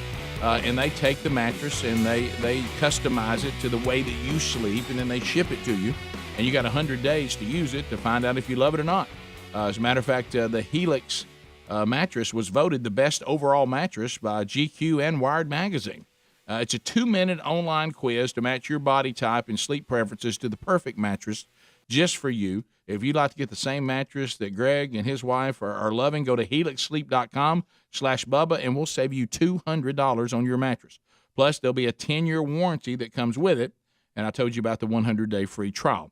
So if you'd like to get yours right now, why don't you make the move? Go to helixsleep.com/Bubba and get a truly amazing sleep. There's also a link at rickandbubba.com. You'll find that right there under the sponsors button. A lot of things we can do without. Sleep ain't one of them. No, gotta have it. Sleep ain't one of them. All right, so we're gonna go to some of the stuff from the weekend, this involves Arizona and their spring scrimmage or something. I don't know what they're doing. Yeah. I don't see anybody allowed to come watch it. It doesn't look like, but no. Or maybe they just don't draw the crowd. Kevin Sumlin is who I was thinking about. Yeah, right. He was coaching Arizona, but he was fired. And Jed Fish is now the head coach at Arizona.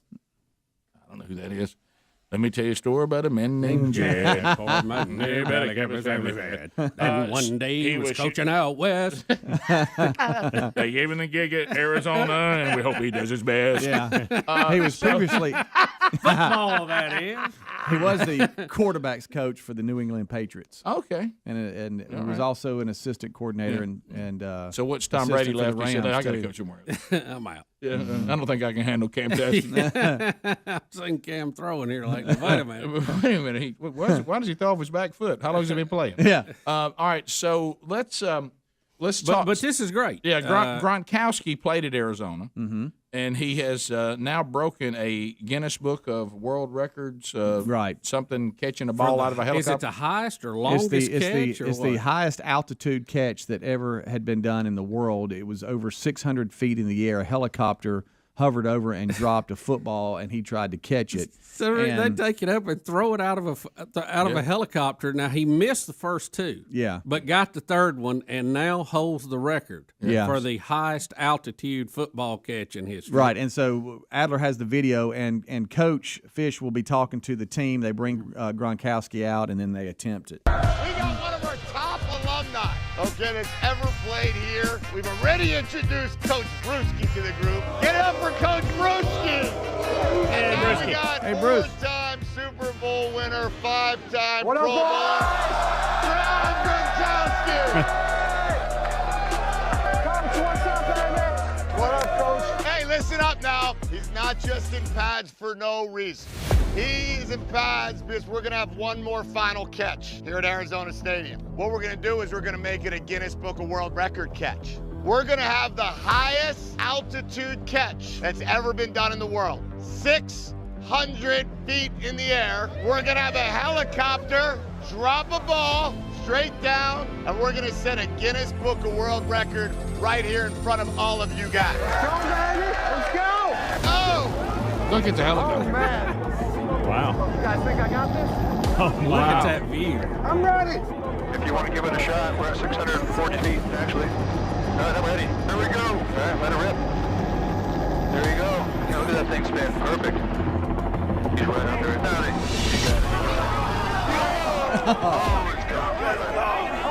One more. That was a drop. Go ahead, drop it. Bear down. Here we go. We're trying to find it. And the sun, too. Oh. Right through his fingertips. He's an ass man.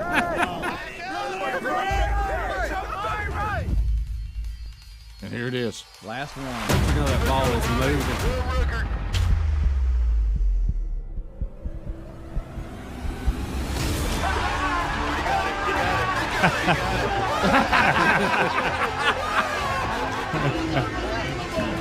Here's what's odd: the fact there is a record. Yeah, I know. Step on the field, you gotta raise that bar to another level, baby. And I just raised that bar to this level. That's a big man. That's Good right. night. I always afraid to let him talk too much. I know. How about I wonder how fast that thing was coming down. Oh. I mean, you know when a punt turns over, it's coming on down pretty good. Take your hands off. I mean, that might, what, I mean, could it take your arm off at the elbow? I mean, what? Gracious. Well, you can see the first two times he was dealing with that. It's coming on in there. Well, in the sun, can we find a day with a little cloud cover? What's Arizona? It doesn't exist. But the I'm sorry. So with an NFL football weighing around 1 pound and it being 600 feet in the air, somebody did the math on Twitter. That ball was coming in at 133 miles per hour. That's smoking. Good night alive. That's coming on in. Yeah, that's harder than you gonna catch it on the field, probably. Yeah. Well, and so I was looking at it. It was not a spring game. I thought it was. It looks like it was just the end of their spring practice. Yeah. They didn't. They were Looks all like they were just meeting. Yeah, they were just meeting out there for the final part of their spring workouts, I guess. Well, I give it to Coach Fish. That's a great promotion. Yeah, it is. You know, you bring back somebody and do a stunt like that, get everybody fired up. Get them excited. Get your to team have the some big pub. A on your chest next fall. Let's be honest. Unless you live in Arizona, when was the last time any of us cared about Arizona or Arizona State? It's been a while. Yeah. Does it hurt you a little bit? Does it hurt you a little bit? Someone couldn't be successful there. You know, I guess it's where we live on the eastern side of the country. We don't get to see a lot of their games because they're They were usually bad. late at night and all that. But Sumlin, I've always thought has been very successful, but he just didn't have a real good run there, did he? I don't know what happened. I think I came in and told you guys the next day. Sherry and I were eating somewhere, or maybe it was me and the boys. I can't remember. But the Arizona State game was on TV, and those were two really bad football teams. And Arizona was horrible. I mean, they looked terrible. I mean, like they didn't even look like a Division I program. I mean, it looked bad. Really? Yeah. So maybe this guy will come in there and get it turned around. But this is how you get the hype started. Yeah. Yeah. But I don't know what happened to those programs because I mean I know Herm Edwards is at Arizona State. Yeah, I don't know how it's and they going. weren't very good either.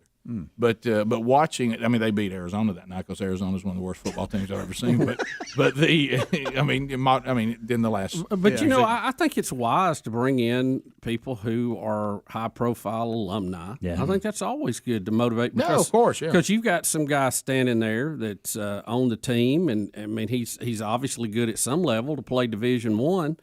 And for him to see somebody like Gronk go, I could be that guy. He was standing here just like me. So, the only thing, like we say, is error and opportunity standing between it. Yeah, so because I got to get after it. Because if your program's out there right now and you're not winning, what motivates the elite athletes to go play for you?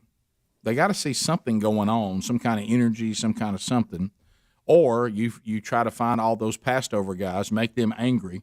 At those who passed them over and say, this is the place you come to beat those guys to show them you were better than them. You got to do one of the other. And you motivate those 2- and 3-star guys to play like a 4.5. Yeah. That's where you really make the gains. Right. And or you just wait for the starting lineup for Alabama to be announced and ask those guys that aren't ever going to get to play to come play for you. Right. Just catch what falls off. Because you'll take their third team today. I bet Alabama's third team is better than Arizona's first team. Yeah. No doubt. Probably so. I bet like and probably substantial would beat them pretty good. I mean, you're looking. You never really, you never get to see those games, but it'd be interesting. Yeah, yeah. What if all of a sudden Arizona said, "I need to see where we are. I'd like for the third team for Alabama to come play us in a spring game. I want to see where we are." And we're putting our best out there. I mean, we're putting our ones out there, and we're just going to see how we do. It would be an interesting experiment. Wouldn't it give you a pulse of your program? Guys, how about this? We lost by 14. That's bad, but it's not as bad as I thought. But you know what we say? Everybody's got players now. That might be closer than you think. You didn't see them play. Second team. Okay.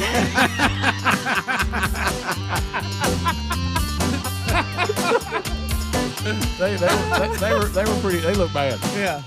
But we'll see. 15 minutes to. I'm not saying they can't be good. I think they can be. And they have been competitive in the past. Yeah. 15 minutes to the top of the hour. Rick and Bubba, Rick and Bubba.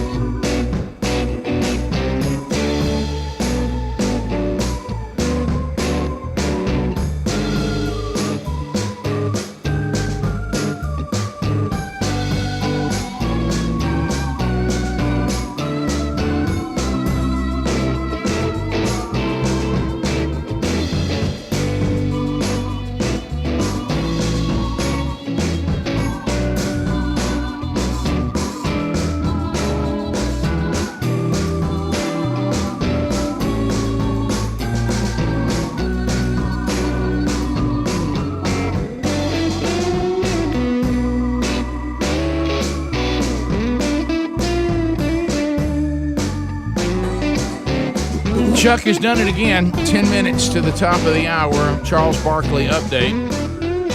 You remember the San Antonio issue that even got Greg on a speech about Peggy.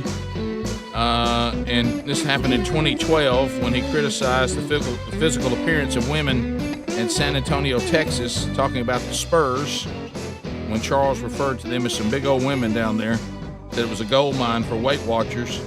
And he also said about the women of San Antonio that Victoria is definitely a secret there. He says they wear bloomers down there, ain't nothing skimpy down there. And it caused a huge issue. And you remember people of weight came out against him or something, and that's when Greg started the whole thing about Peggy. Right. Because I think their spokesperson was named Peggy. Right. So Charles really caused an issue for us. But now he's done it again during the Thursday night live coverage of the Mavericks against the Lakers. Charles played at Auburn University, and some of the pros loved their old college rivalries, and apparently Charles made a comment about the Georgia Bulldogs and their program, and we have that for you. Let's listen to Charles. Contavious Caldwell Pope, where do you go to school? Georgia. Yes, indeed. Had 29 on the night. Only school in the world. They named their mascot after the women down there. That's just so totally uncalled for. Wait. Totally uncalled the for. Bulldogs. You said, I didn't even know that, Ernie. Uncalled for. The Bulldogs. Not even going to dignify that with a response. Come on, Ernie. Not even going to dignify. Ernie is trying to stay out of the meetings. Yeah, you can tell. He says, "I said it was uncalled for." I basically apologized. Not going to honor that with a comment. What, man? What, Bubba? You know down there in Georgia. I was telling you, Rick, where's Bubba? Hey, he been to Rick, Georgia. Hey, Rick. They named the mascot after the women. Mm-hmm. And see, we know how the crew feels because we work with Greg. Yeah, this is how it feels to work for Greg. Let's hear it again. Yeah. This is how it feels to work for Greg. Contavious Caldwell Pope, where do you go to school? Georgia. Yes, indeed. Had 29 on the night. Only school in the world. They named their mascot after the women down there. That's just so totally uncalled for. Wait. Totally uncalled The for. Bulldogs. You said, I didn't even know that, Ernie. Uncalled for. The Bulldogs. Not even going to dignify that with a response. Come on, Ernie. Ernie's job is to be the teacher in the classroom, and so that's a tough class because he's like the fill-in. Yeah. So do you think Charles will catch him heat again? Yeah.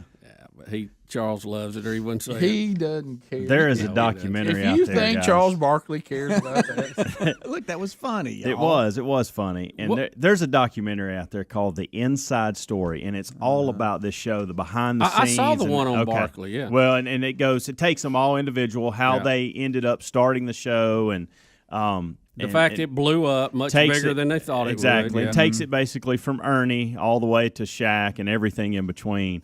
And the back behind the scenes folks and they have to deal with Charles every day is hilarious. We know that feeling. I know. Yes, we do. We've had some great Charles moments That's here. it right there. The thing That's really worth the watch if you Yeah. want some entertainment. So 4-part. Yeah. Now where can I find it? ESPN? I think it's HBO Max or Amazon Prime or something like that. It's Max. So, is it HBO Max? I think. Yeah. Yeah, I wanted to see. You were confident. Now you back. I think I am. I wanted to see I the can tell you Shaq right one now. too, and all of them. But I did catch the Barkley one, and it is very insightful and entertaining. And Charles, much like when he's around this show, he interacts with people and gives them a lot, and the crew loves him. Yeah, they know these things are coming, and they almost. Sometimes will set him a volley up just to let him go ahead and spike it. Sounds very familiar. Because that sounds way, like this show. That way they can go, Charles, you shouldn't have said that. Right. Yeah. Ernie Is had it Paramount Plus?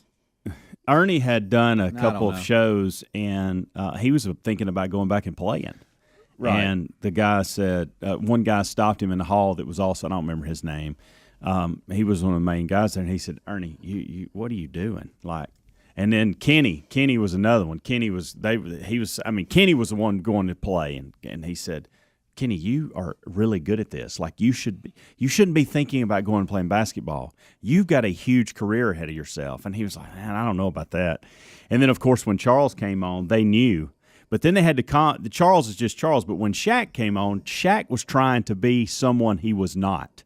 And they had to go, Shaq, you got to stop acting like the way he'd get on. He'd try to talk different and wear his suits, and they were like, just be Shaq, man. Quit trying to do all this other. Don't create some other character. Exactly. It was really, really good. And I think Charles and Shaq, because they end up having a lot of physical humor and falling and tackling each other a lot. To me, that's some of the funniest stuff when they tear something up and don't mean to. And I'll say this. I'll give Charles credit. He's willing to do anything for the show. He's that guy.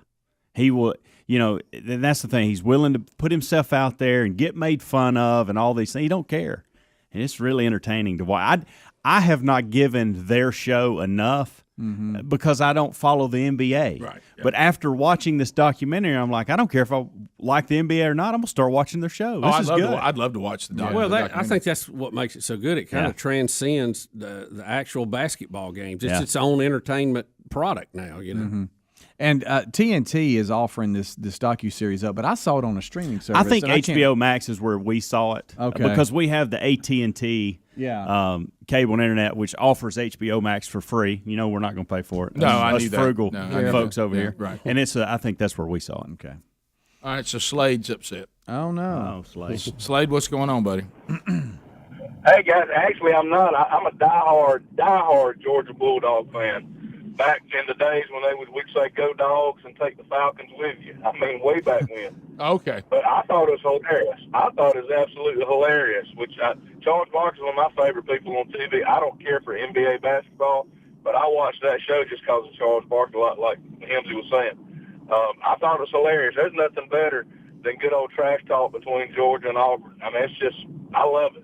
Lewis, the great comedian Louis Gossard said the reason why they had natural grass and Jordan Harris so the cheerleaders have something to eat at halftime for Auburn. So just a lot of good back and forth stuff. Yeah, do you remember back when everybody had a sense of humor, especially about sports? Right. I mean, we're not talking about. I mean, this is sports. Yeah. Absolutely. And fans. Hey, I'm a worship pastor in the state of Alabama, and I'm the only Bulldog in my church, so I get tore up every week, and I love it. It's fun. Have some fun with it. Well, that's what rivalries are for. Yeah. Fun. But somebody will come out and claim this is some misogynist something. Well, the funniest thing about Charles is when they team up on him. And they get him in the corner. Oh, I love it. And then he will be like that hurt animal, and he's going to come out and go over the top on somebody. You don't back Greg into a corner. When he started getting on Shaq about his Buick commercials, driving a car, and said it looked like they built it around him. Fantastic. And his head was sticking out the sunroof. Yes, I was crying. I was laughing. Good. So it was good. Did y'all say that Ernie went to Georgia? Ernie Johnson actually went to Georgia. Did y'all say that? And his dad was a announcer. Didn't he do the Braves when we were kids? Sometimes. But that was one of the reasons that Charles was saying that was the fact he was digging at like Ernie. Slade's talking about it. Ribbon. Exactly. Yeah. Well, that's why Ernie asked after this guy put this big performance up. Hey, Charles, you know where he went to school? Yeah. So he was saying. Yeah. So Charles couldn't compliment him without a dig. Exactly. Too. Yeah, because Ernie is trying to draw attention to his team, and Charles says, "Well, I'll see that with a mascot comment over the top." And that's the way it's supposed to work. That's excellent. Yeah, that's fine. But I saw some headline. I mean, people. Oh yeah. Well, the headline y'all have is that he's being criticized and you think under Charles, fire. Offensive mascot comment. Yeah. Look. Y'all, we lighten up. It's sports. Come on, Francis. It's lighten sports. Up. Yeah. Francis, it's sports. Rick, where's Bubba? Bubba, I'll give you $100 every pound you lose. And I ain't worried about losing no money on Bubba. He got to keep that money, didn't he? Yeah, he did. Top of the hour. Rick and Bubba, Rick and Bubba.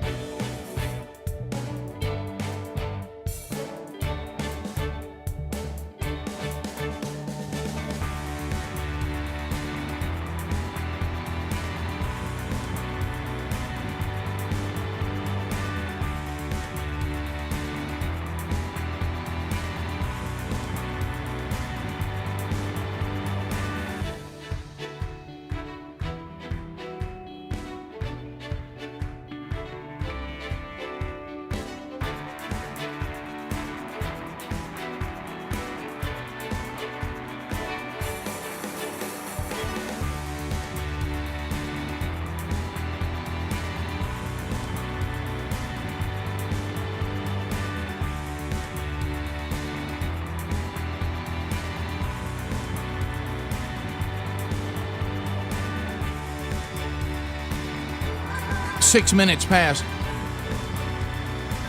Here we go. Your phone calls start the hour at 866-WE-BE-BIG. We haven't talked to you since the weekend, so for some of you that are joining us for the first time, looking forward to chatting. Speedy, the real Greg Burgess, Helmsy, and Eddie Van Adler, all in the mix as we start another hour in Rick and Bubba history. Making Rick and Bubba history right now. Welcome back, Bill Bubba Bussey. There he is. Rick, glad to be here. Honored and privileged. Let's go to Taylor out of the great state of Alabama on the phones. If you want to get in, Harry Murdahl's ready. 866-WE-BE-BIG. There are lines available for you. So, Taylor, thanks for your patience, and welcome to Rick and Bubba. Hey, thanks, guys. Monkey Grass and Green Acres. Glad you called. Go ahead. I was going to add in there, y'all were talking about Chuck, and Ernie. And, yeah, Ernie did go to Georgia. I think y'all were mentioning that right when I called in. Yeah, we did. He did go to Georgia, and Charles being from Auburn. They have a lot of fun on-air bets they go have. So go back to YouTube and check those out. They keep it light, just like y'all are talking about, but it's a lot of fun to keep up with and watch them. Yeah, anybody that tries to say, I'm putting Charles Barkley under fire for this comment, just go away. I mean, it's a bunch of guys sitting around talking about sports teams and the colleges they went to, and they're cutting up. But everybody just go away. I mean, there's got to be some. We got to save something in the society that and not ruin it. You know, can we keep the progressives from ruining? They're already ruined sports. Look, let's be honest. They've ruined sports so much. We would rather watch these guys talking about the NBA than watch the NBA. Right. They're now their own entertainment pod, if you would. Well, we got an Ohio bar who says we will not show NBA games anymore until LeBron James is expelled because of all the drama and idiotic comments that LeBron was making without thinking them through and not being wise with his platform. And so you got people like here's a sports bar that played the NBA, and because they've gone down these roads and they're taking themselves extremely too serious, now you got a bar that don't even want to play their games anymore. They want LeBron out, or they're not going to show the games anymore. And but the good news is, I doubt he's going to quit. And probably be around for a good piece yet, Bubba. But the good news is the freedom-loving Chinese government is still their client. Yeah, I'm going to tell you. I think that's. I think when you look at some of these positions, it's going to be hard to get very far without the hypocrite line coming up on a lot of this stuff. Well, you got to look at your Chinese relationship, because if you want to say we'll take a check from whoever will pay, well, okay, well then you've made that clear. But you're taking a check from an oppressive, tyrannical government that oppresses its people, and then you're going to talk about people in our country being oppressed. Either you are upset about the oppression of people, period. Or you're picking and choosing, right? Well, exactly, and it's very strange how, with the NBA being so outspoken on so many social events or social positions and things that are going on in our country, that they simply turn a blind eye to China, who's writing a big check and where they want to expand their business model. Let me tell you this: if you cross the Chinese government and their police force shows up, there's no reports of brutality, because that's what they do. Right. They can do anything they want to you. Right. And now here comes the bulldozer today, and your house is being mowed over. Out of here. We don't want you here anymore. We got something we want to build. Well, I tell you one thing you didn't see in China, and that's protest of any kind for anything, for any reason, because you don't get to. No.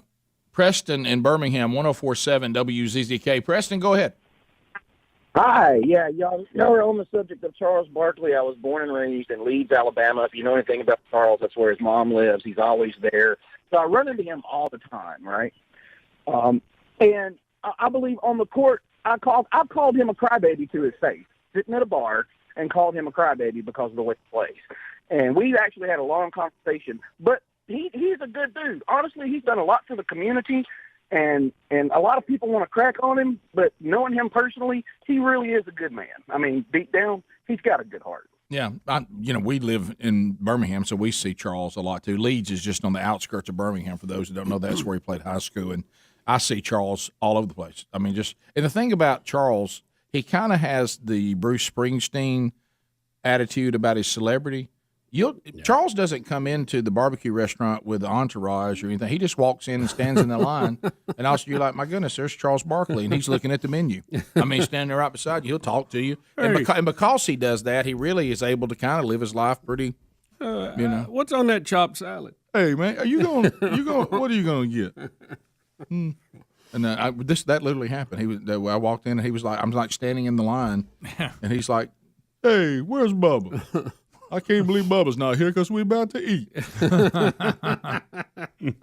Let's go to, you know what? He's always very gracious. You were calling about the calendar, and something happened with our system. I can't see your name or where you're calling from. But go ahead, man. I know, what's your name?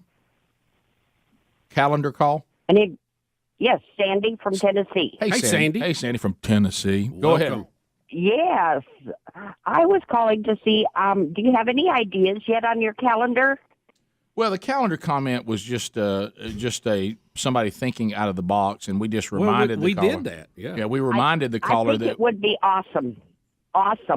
And on the front cover, you should have a picture of you guys now, a group, and then a shadow picture in the corner of what you look like when you started. And then on each month of the calendar, have a picture of you guys singly with a scripture that best represents you. Well, how about that? And that would be a great idea. Are calendars big anymore? Do people get calendars? Rick, Thank you, Sandy. I remember the first calendar we did and how it seemed like a great and funny idea when we were talking about it. And then when we actually got them and looked at it, and I was beginning to think, my gosh, what have we done? That kind of thing. That was the one that was called the 12 Sexiest Fat Men Alive. Yes. And each month was another fat guy in some sort of pose tied to the month and some of the holidays in the month. And I don't know what we were thinking. I'm like you. I mean, it looked good on paper. Yeah, it sounded good. But when that thing came in that saran wrap the first time and we took the plastic off of it and opened it up. That was something. Do you remember that You feeling? notice not a lot of people have said, hey, I got one. I mean, now at the time, a lot of people got them. But they've probably, done away with them. Yeah. I know that Jock Smith, he's told me many times that was one of his more glorious moments. And don't miss that Stax was in there. Yes, he was. Yep. I forgot about that. I completely forgot. If we could find that, boy, that would really be good for the big screen. There's got to be one somewhere. There's one somewhere. I know. Is there anybody in the I've audience? got one. I think I had one at one time. I think I had one, but I just got so uncomfortable having it. I put it real deep in a box of things I wanted to keep because I didn't want to see it accidentally. Accidentally. Mark in Huntsville listening to the river. Oh, there it is. Oh, my goodness. Oh, there it is. Mark. Rick, now, really, because we were having fun with it, some of the things now you go, well, hey, you can't do that. No, I don't know that we could do that calendar. We probably can't do that calendar. No. Mark, go ahead. Did y'all ever think we'd be living in a day where China's taking everything over, even sports? Yes, I did. I tell you, man, if we're not living in the last days, guys, I don't know where we're living.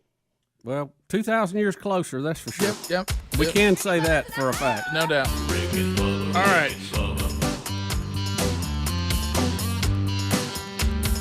Yeah, I remember Ernie Johnson, his dad, Ernie Johnson Sr., doing the Atlanta Braves. And I think did he play for them too at one time? I don't know, but I do remember him doing the Braves games. I remember it very much so. Professional baseball player and sports color man. We'll be back. Rick and Bubba, Rick and Bubba.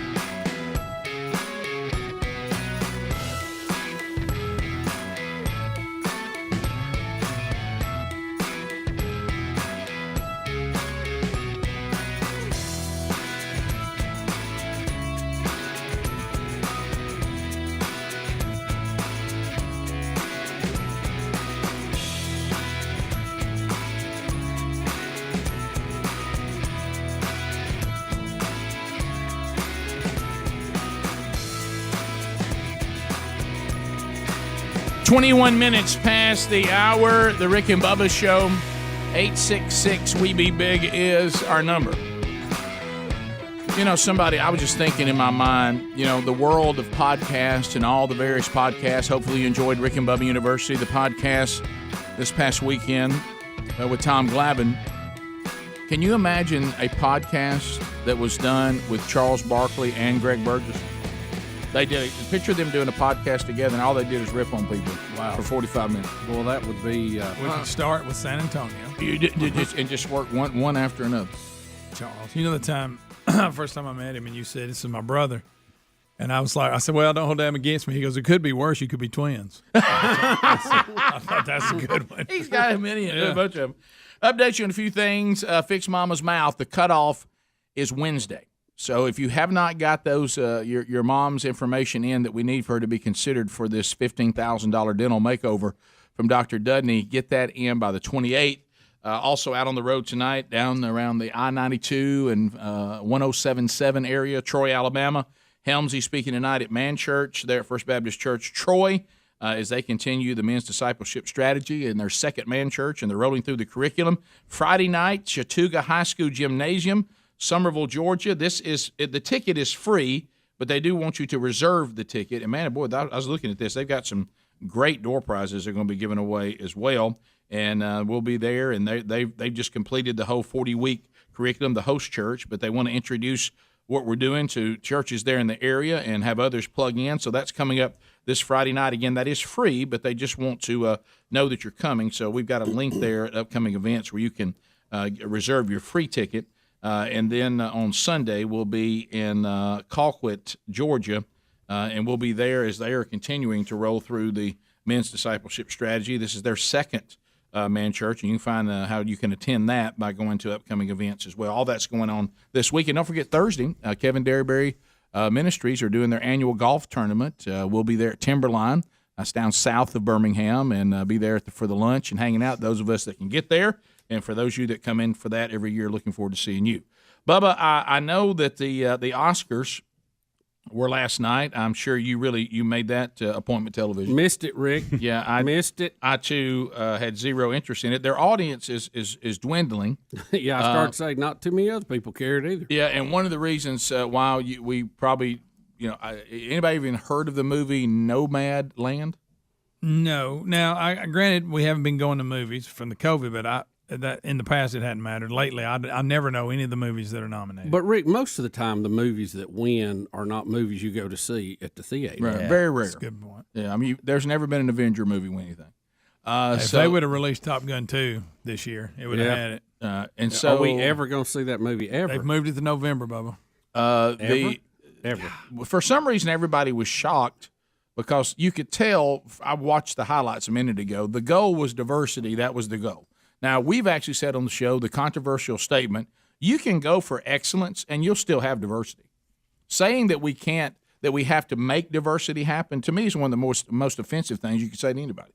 Well, there's no way we can end up with diversity if we just keep the standard where it is. But let's try to make diversity happen. But you got to use the terminology because, the left's big on language and words. Oh, they love words. And you got to have the word diversity into it. They're scared of words. But anyway, they thought that another white dude was not going to win Best Actor, but legendary Anthony Hopkins from the movie. What was he in? The Father. The Father. I saw the trailer of that. It looks like I can see where he's a phenomenal actor. Yeah, I don't care what his ethnicity is. He's a great actor. But there's great actors of every ethnicity that exist. I don't know why we care so much about that. But Anthony Hopkins shocked everyone by getting Best Actor. Because they thought that Chadwick Boseman, he died. Yeah, the one that died. Yeah, Black Panther. Oh yeah. Who's also a great actor. He's 42, by the way. Wasn't he Jackie Robinson in 42? So sure was. Yeah. So I guess they thought. Am I wrong about Black Panther? No. You're right. You're right. But what I'm saying is that they thought he was going to win. I guess because he died young, they thought it would be kind of. And he did have a movie come out of that. Yeah, and he had a great movie. I think he was actually feminine while he was right up to when he passed. But it went to Anthony Hopkins. But the speech everybody's talking about comes from Tyler Perry, and we have that. And what Tyler Perry is saying, I actually agree with. He's saying everybody starts clapping too soon in his list because they think Tyler Perry is he's going to try to play the old Trump told us to hate people thing. But that's not what Tyler Perry's doing. He's saying, I'm not going to let anybody tell me to hate anybody, including white people and police. Right. But they're already clapping, and then they get awkward when he adds white people and police to the list. And what kind of set this off is several of the other speeches were political and were dealing with these kind of things. So his kind of stood out a little bit because of the angles that you referred to. All right, so here it is. Jewish Community Center. My mother taught me to refuse hate. She taught me to refuse blanket judgment. And in this time, and with all of the internet and social media and algorithms and everything that wants us to think a certain way, the 24-hour news cycle, it is my hope that all of us would teach our kids, and not only to remember, just refuse hate. Don't hate anybody. I refuse to hate someone because they are Mexican or because they are black or white or LGBTQ. I refuse to hate someone because they are a police officer. I refuse to hate someone because they are Asian. I would hope that we would refuse hate. And I want to take this Jean Hersholt Humanitarian Award and dedicate it to anyone who wants to stand in the middle, no matter what's around the walls, stand in the middle, because that's where healing happens. That's where conversation happens. That's where change happens. It happens in the middle. So anyone who wants to meet me in the middle, to refuse hate, to refuse blanket judgment, and to help lift someone's feet off the ground, this one is for you too. God bless you, and thank you, Academy. I appreciate it. Did you hear the applause kind of trail off when they realized he added police officers and white people to it? Wait a minute. Did he say white people? Police officers. Well, we're doing away with them. But you know what Tyler Perry is saying? Don't live in a world where people tell you to hate people just because of their category. Yeah. I mean, that's not. You talking about judge people as individuals? Is that what you're talking about? Yeah. How about, pretty. You mean on character? Yeah. What about that? That sounds familiar. That was in a speech one time, I think, during the Civil Rights Movement. I think it was. Yeah. We're talking about we was trying to go to the point we didn't base anybody on ethnicity or what they do for a living or whatever. Now we can disagree. Yeah. But and have all kinds of disagreements. Hate them. But this thing of I hate you just because and when he added white people and police officers, don't you know there were people going, I was clapping. What did he say right at the end? Because I really wasn't listening. I heard him say. I heard that. By the time I stopped, I heard him say Asian, so I was back in. But I heard that there was two categories in there. I didn't. He didn't say white people and police officers, did he? You know, he's very talented and has done incredible. With his whole movie empire. Oh yeah. But every time I hear him speak, I think of the character he Medea. does. Yeah, Medea. And it's hard. Medea made a great point. It's hard to get her out of my mind when I see him up there. What if he'd accepted the award as Medea and gave a speech? Of course, how you say his name? Ricky Gervais. Yeah. He put out on Twitter when it started. You see that? Yeah. The Oscars tonight. I wasn't invited. Was it something I said? And then he's got his Golden Globe speech on there. Gosh, that was one of the most honest speeches I've ever heard. Bottom of the hour. More Rick and Bubba next. Rick and Bubba, Rick and Bubba.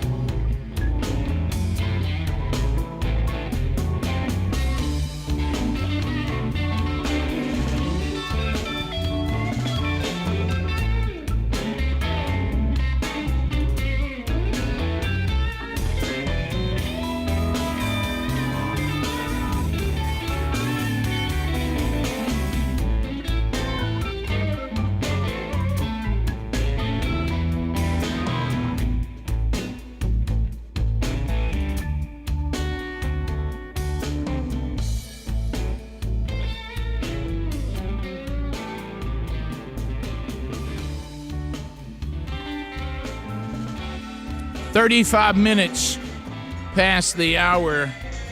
Rick and Bubba Show. 866 We Be Big, the number. Anybody know what a week from Sunday is? Mother's Day. Mother's Day. I hope y'all are listening. I mean, we're trying to help y'all. I mean, move to 1-800-Flowers.com right now because if you go there today, tomorrow, and Wednesday only, okay, because so we got today, tomorrow, Wednesday. I don't know why you wouldn't just move and do this today. I mean, don't put it off because you probably put off the last special we did and you missed it. So here's a new one. 24 multicolored roses plus a free vase for $34.99. So this gorgeous bouquet of 24 roses and an assortment of bright colors is guaranteed to show all the moms in your life just how much they're loved. All roses from 1-800-Flowers are picked at their peak, and they ship them fresh to ensure lasting beauty. And picking an early delivery date, get it done, ensures that your bouquet will arrive in time to make Mom's Day special. So you need to act on this deal right now. It's only available today, tomorrow, and Wednesday. That's it. Order today from the official florist of Mother's Day. 1-800-Flowers.com. And what's a special again? Everybody listen. 24 multicolored roses plus a free vase for $34.99. You do that by putting in the promo code Bubba right there by going to 1-800-Flowers.com. You'll see that little icon there. Put it in. All right. Hey, when's it going in? Wednesday, you said. I mean, better get on it. Get on it. Come on now. All right. So there's a lot of footage and there's a lot of swearing here. So we do have subtitles you can see that don't include the swearing, I don't think. But there's a Michigan Democrat that the Michigan police released the body cam footage on Sunday of an incident involving State Representative Jewel Jones, who has now been charged with driving under the influence, resisting arrest, weapons possession, had a collision last week on Interstate 96 in Fowlerville.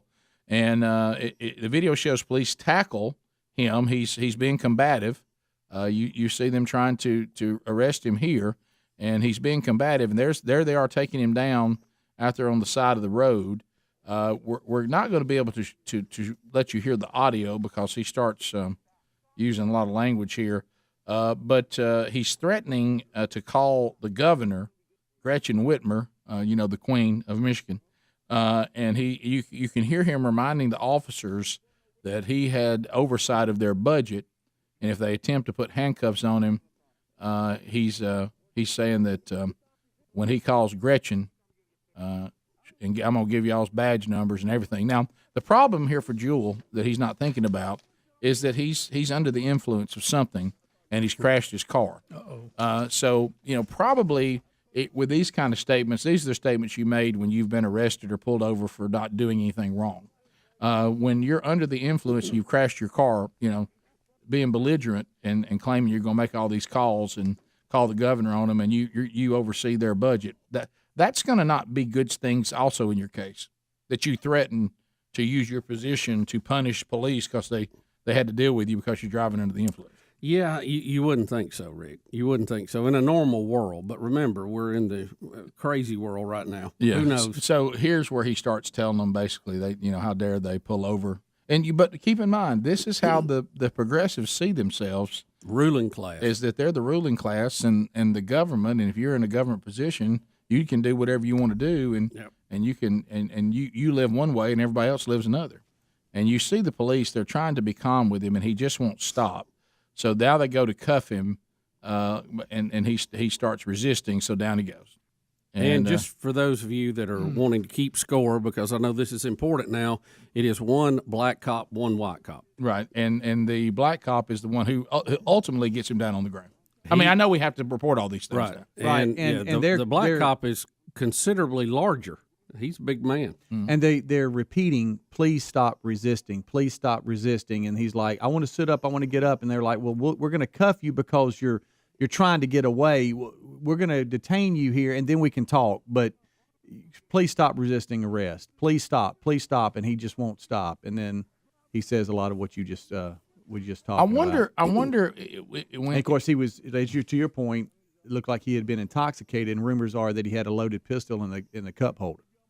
So the issue we're going to have here is he going to sober up and come back and say, hey, that's my bad? I doubt it. Or is he just going to continue this narrative that he was mistreated? Probably get more mileage with that, Yes. Makes for a better stump speech than my bad. Right. Once again, though, we see somebody being wrestled down to the ground because of their behavior, not because the police are overstepping their authority. They're trying to just let him go peacefully, and he'll have no part of it. So, and then he makes all these different threats. The allegation, now they are saying allegation. I guess we'll wait for this to be official. But the allegation is the blood alcohol level for this state representative was twice the legal limit. And then what Speedy said, they are saying that they discovered a Glock in the glove compartment of his vehicle. So is he not licensed to have a Glock in his glove compartment? Yeah, you don't read anything to that. He may have that perfectly legal. But the allegation is he was taken in because he was drunk or under the influence of something. And you're not supposed to drive if you're... Yes, Rick. If you're over that limit, impaired, you can't drive your car. You could kill somebody. Well, and yourself. And I think he did have a one-car collision. Didn't he wreck his car? Isn't that why they were there to begin with? I believe that's what brought him. So this will be interesting to see what he does once he's sober and watches himself on the body cam. The charges that he faces carry a minimum 2-year prison sentence because of everything involved. So I don't know in Michigan. You think Queen Whitmer wants to touch this one? Well, I don't know. Does she have power to pardon him, no matter what it is? Don't know. Well, we'll see. We'll see how it plays out. Also, got another deal today for Clintons. Of course, it's not going to matter, because it's the Clintons. They're untouchable. All this creepy Epstein stuff keeps on. His what would you call her? Madam. His madam, Ann Jeffrey. They're now finding photos where once White House guests of former President Clinton. There's new pictures now that have been published after the court appearance of Maxwell. On her appearance on the allegations of the trafficking charges in Manhattan. And during this investigation, they now have pictures of them there at the White House as guests of the Clintons. Well, Rick, we talked about when, they knew that when this trial starts, a lot of information will come out.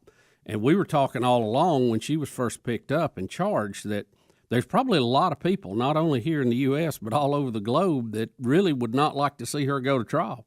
Yes, and I didn't even know this, there's another... now, if the Clintons don't want you to go to trial, that's a whole nother level. No, that's not good.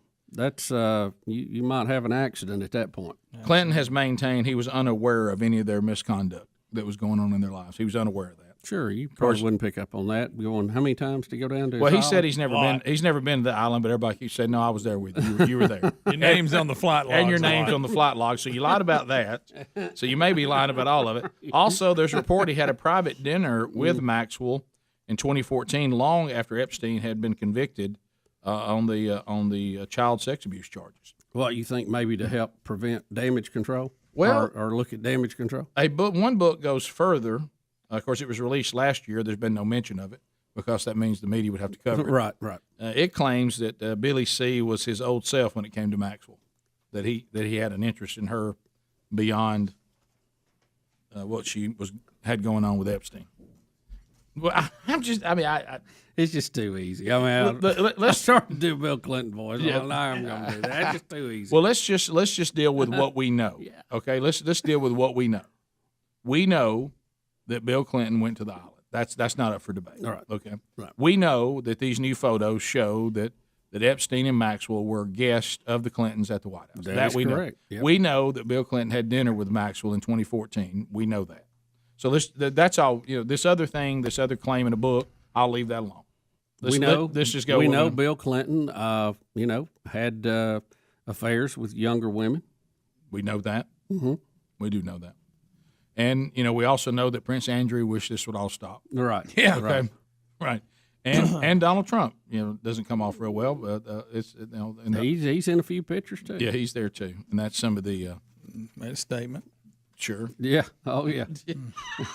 Well, it didn't come out like I thought it would. That's not what I meant. Right. So anyway, that's the latest. I'm gonna move up. Everybody's just screaming, "Hey, can we put this woman in jail or something?" And just stop asking her questions. Yeah. I don't want anybody else looking at her place, looking at her stuff. I don't want any evidence brought to the court. I don't want discovery. We'll take your phone calls next at 866-WE-BE-BIG. Lines are available, and we'll chat with you when we come back. Rick and Bubba, Rick and Bubba.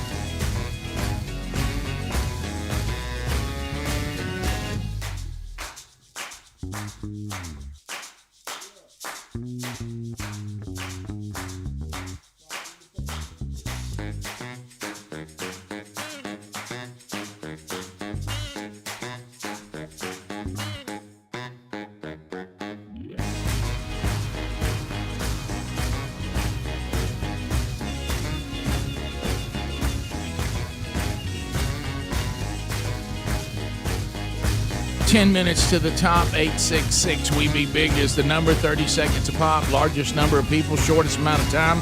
Talking about whatever is on your mind. Let's go. Lots of topics out there. 866 We Be Big. Let's hear from you. Out of Dothan, Alabama, listening to us on News Talk 103.9. Jim will get us started. Jim's got 30 seconds. Jim, go right ahead. How are you, sir? I'm doing fine. You guys were talking about the politician that had the handgun and got the DUI. Yes, sir. The handgun is illegal if he's under the influence. So you the can't. The permit is no good. All right. So even if you have a permit, if you're caught with your gun under the influence, driving with it in the vehicle. Yep, you are in violation. Okay. Well, that makes sense. I guess that's why they're included. You got it. Now that's normal people. Now, how does it work for the ruling class? This might be a whole other deal. This is going to be an interesting ruling class moment. Yeah, it is. I can bet you who it's going to work out. Let's go to David in Tuscaloosa. See other ruling class moments. That's right. David, go ahead. Hey, buddies. Hey, man. A couple of weeks ago, Bubba was talking about his iPhone alarm clock not ramping up like he likes. Yep. Well, last week I happened to be flipping through XM, and I heard a bit of the Howard Stern show, which we know. But they were actually talking about that same thing, so I'm starting to wonder, were they ripping off of y'all or what? Well, a lot of people don't know Stern listens to this show to get his guidance. Yeah, he does. And then he takes and puts some kind of weird spin on it. Yeah. Then it, has to have, all this other stuff. But that's where it starts. That is odd. Secrets out. That they were talking about the same Well, thing. I think a lot of people are probably having the same problem. Right. That's the problem. Now, I do have mine set up. We're through the health app now. Good Lord. I mean, I just want a button on the alarm to say ramp up. That's where a ramp up ought to be. Is it ramping up? I don't want my whole life to be under the clock of what I got to do at what time. When I set an alarm, I just want to ramp up. We're getting too complicated. Is it ramping up? Yeah, it's working fine. Yeah. But it's a long way home to do it. Can I tell you, you know who appeared in a dream I had last night? DeChambeau would do it this way. You know who appeared in a dream I had last night? That's for you. John Perry from Turner South. Really? Yeah. Really? Yeah, I don't know what was he doing? Well, it didn't go well. Really? Bad? It was bad. Was he mad? No, he wasn't mad. You hurt his feelings? No, he tried something. No, that actually happened. That wasn't a dream. Right. He got caught up in some kind of what are these places where you go and now I can't think of it, and they have the wires and you go riding down on the wires. Zip line. Zip lines. Couldn't think of zip line. And he got on the zip line. It went real bad. Really? Yeah. You fell? Yeah. Did you do it? I didn't have anything to do with it. Why You're do you just thinking standing I'm doing it? Well, he's in your dream. Right, yeah. So he was on the zip line? I remember we tried some. He fell off a zip line? We went to this zip line place, and they started wanting us to try. Kind of got a little daredevilish with the zip line. And John Perry, in all fairness, this guy we used to work with, didn't want to do what they wanted him to do, and he was against it. And you talked him into It's your dream. And you made fun of him, and he did it, and he got hurt. Well, you're right. That did happen. Yeah, I figured. He fell a long way too. I don't know how. I thought they would have the safety harness better than that. Yeah, you couldn't believe it. When it first happened, I thought, well, he's got the safety harness, he's fine. Yeah. And then all of a sudden, I saw him get cut away, and he went on down. And it Well, woke me that's up. a pleasant dream. Well, I mean, I'm not saying he died, but I don't know what happened to him. I didn't see him hit. I woke up and had to go to the bathroom. Oh, that was a weird way to get me to the bathroom. It was. Let's go. How would you say that name on one? Is that Durbert? I hope so. Give it a shot. I think it's Dilbert. Ain't no L in it. You think it's misspelled? Yeah, I don't know. Yeah, but if it's misspelled, what could it be? Yeah, okay, let's try it. Is it Durbert? Is that your name? Sir, Missouri, what's your name? Hey, my name is Dilbert. How you doing? You guys made fun of me the other day. That's all right. Is it Dilbert or Delbert? Delbert, yeah.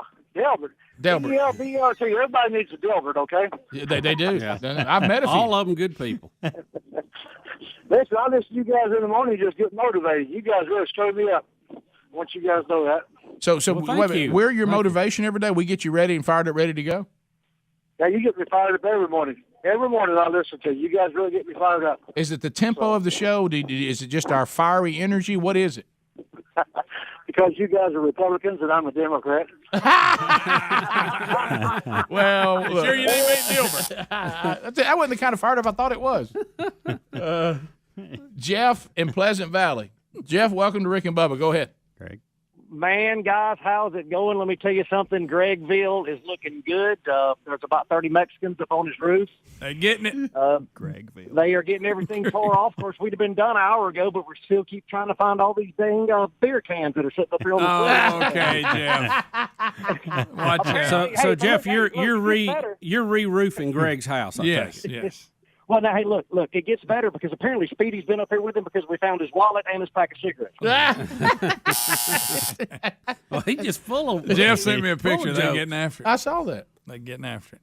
What's Mr. Buddy doing right now? How about he ain't happy? He don't like a lot of stuff going on. Yeah. He don't like Is people. he- He don't Lisa know. May locked him up. Will he bark or will he withdraw from the area? You never know. A lot of times he'll go high, but then sometimes he'll just bark like crazy. And every now and then he'll bow up like he's going to bite you. What about Marty?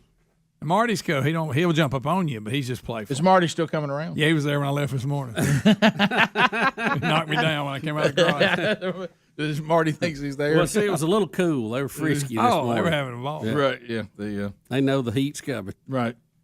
Let's go to Chris in Pensacola. Chris, welcome to Rick and Bubba. Go ahead, buddy. Morning, Biggins. How's it going? Chris, you know us. We fire people up in all kinds of ways. Well, I know you fired up a Democrat this morning already. How Y'all about did a good Dilbert? job. I need Dilbert to call and be Missouri's Democrat every day. Oh, yeah. Well, first off, guys, I wanted to apologize for Friday as a Rick and Bubba addict that I missed the William Hung thing and the bad Arnold impersonation. What? Wow. Well, that William Hung thing was. You can't miss a moment on this show. Gosh, Bubba. Yeah. William Hung. Do it. And I wanted to also say, Rick, I'm enjoying the How to Be a Man. I am about to go into week 4, which I believe is surrender. Yeah. And, man, it's just changing my life. Man, it's just really wrecking me, and just wanted to brag on you and Andy. Man, it's awesome. So you're talking about the groups of 5. You're in the the groups of books. Yeah, I books. got you. Yeah, Okay. It's on the first book. Yeah, you're on the first book. Okay, I got you. yeah, I'm on the first book. I man. got you. It's really making me question a lot of things. So Well, that's what it was designed to do. It's just, it's working then. Right. It's working. And you know it's interesting because it's all found in the Bible. But well, Chris, thanks, man. That's kind. I'll pass it along to the team. We always appreciate that feedback, man. Thanks. You guys have a good day, man. How does an addict miss the William Hung moment? That was a bad time to miss. Yeah. Can I tell you something? If y'all missed it, Bubba got a motivational video from William Hung. I think there might it was a be great one. some more William Hung moments in the future.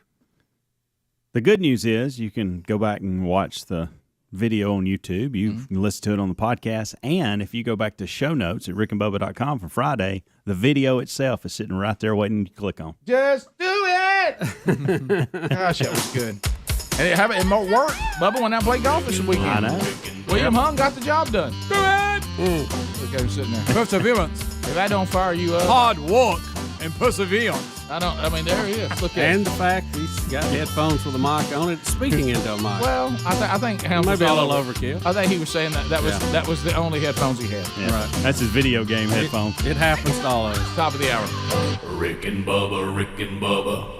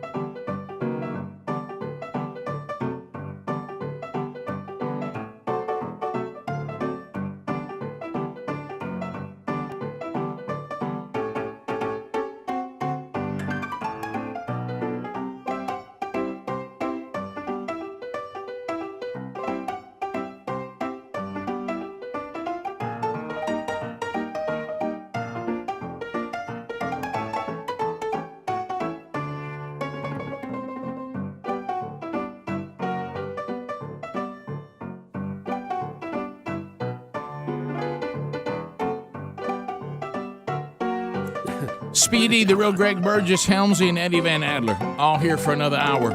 Our number, 866-WE-BE-BIG, for you to be part of the show. Welcome back for a brand new hour.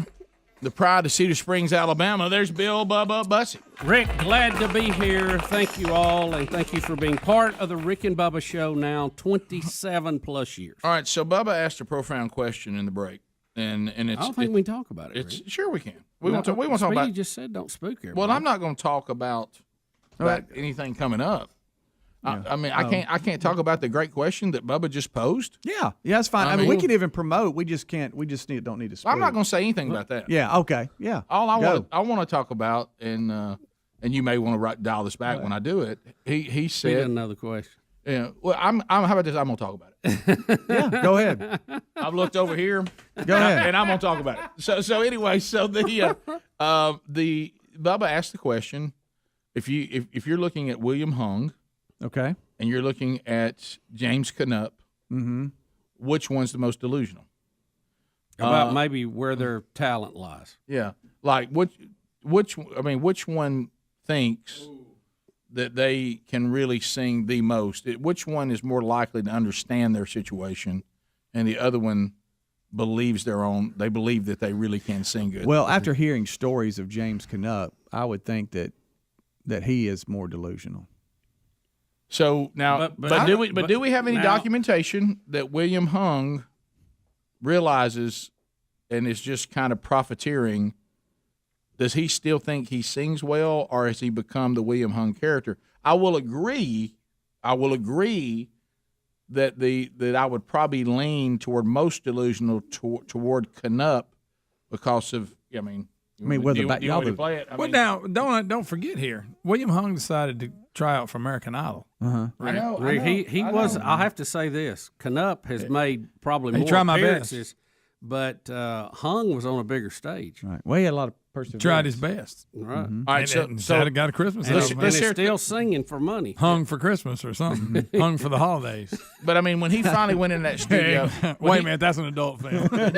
Greg, stop it. It's Charles. Okay. So when we went into what's wrong with when you? we went into it is Hung for the holidays. That's the name of the record. When he went in that studio though, did somebody pull him aside and say, you can make a lot of money off how bad a singer you are, and people like to hear you sing, but you don't sing well? Yeah, because if you'll remember, and I don't remember, they told him in a nice way when he was saying, he said, well, I do my best. That, hey, this probably isn't your thing. All right, so I'm gonna play two. Now, does he realize that people are horse laughing at him? Right. I don't know. I'm gonna play two conversations. I start with a conversation, James Canup. Well, this next and final song is going to be one that has made me pretty famous over the last few years. There you go. It has took me a lot of places I didn't think I would be at. But it was the first time on stage, New Year's Eve 2002, with one of the best quartets out there today, Brian Free and Assurance. And I was privileged to be able to sing this one with Brian Free. Don't miss any of this. And I don't know if I beat him that night or not, but ever since then, we've had competitions. I've wore him out. Competition? He's the winner. Not to make me look good or anything, but that's what happened. Yeah. But this is one that also my friends at my hometown church, Gospel Light Baptist Church in Salisbury, North Carolina, has really made their top choice. So therefore, we're going to finish off with this one. It's called "Looking for a City." Y'all, I think he wins. All right, now listen. As far as delusional, that's the question. Delusional. That's the question.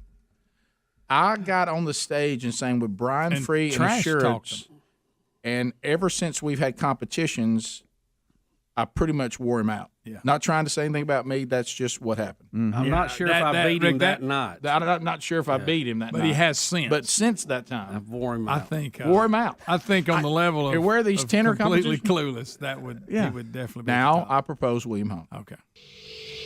Even with a lot of talent in singing, even with a lot of talent in whatever you choose to do, you still have to put in this hard work, and you need that determination and perseverance not to give up.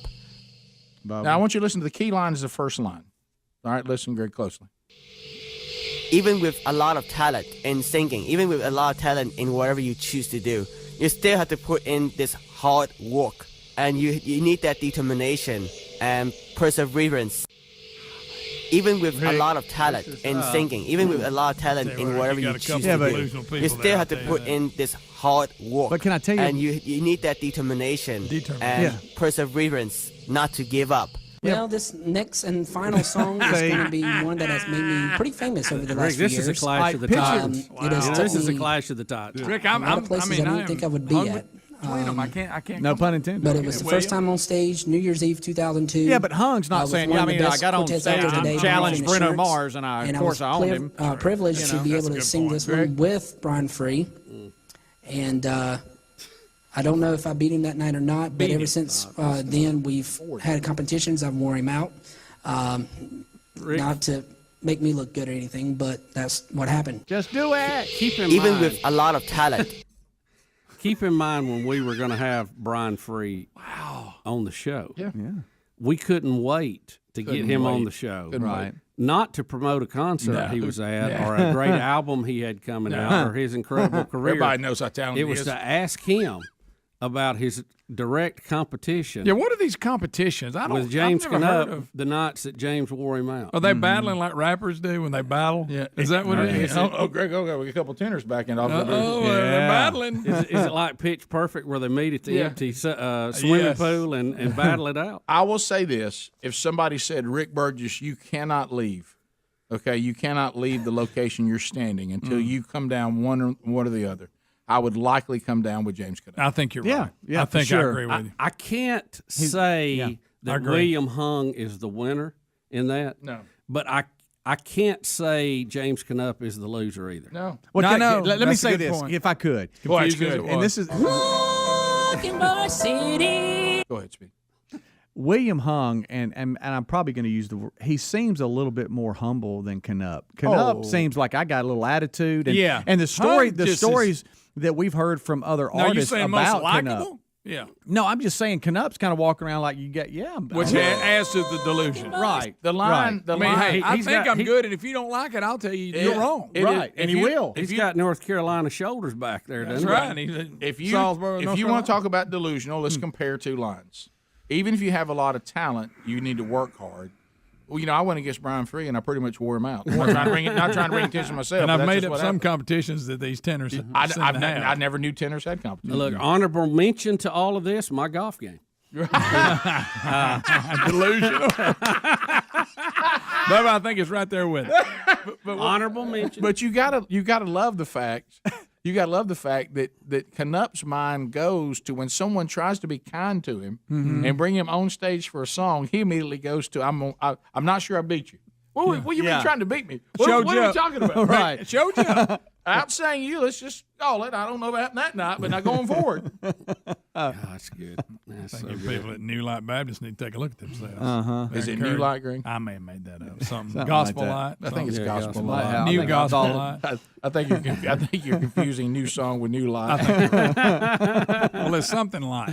What about this? Who would you rather hear sing Christmas Shoes, William Hung or James Knupp? William Hung. I'd rather hear William Hung sing anything. Yeah. Go ahead, Yeah, I got it. Because you got to admit, once he cranks up. Rick, there's another William Hung in there you're not playing. What's that one? There's I don't know. Do I have it in Hung 1, Hung 2? No, this one was called Hung Perseverance. But see, but then go again, up or down one. Rick, but then again, Hung Passion. Yeah, oh yeah. Okay. Yeah. If you just joined us, this is the different titles of William Hung liners. Right. I may not be the best singer in the world, but I sing from my heart, and I sing with passion. We have a winner. I enjoy what I do, not for money, not for fame. I just enjoy singing. So I get to hear that voice. Okay. Wait a minute now. He says at this point he acknowledges he may not be.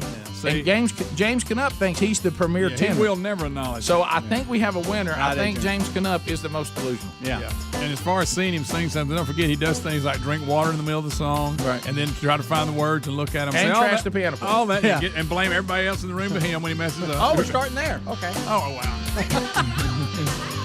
Rick and Bubba, Rick and Bubba.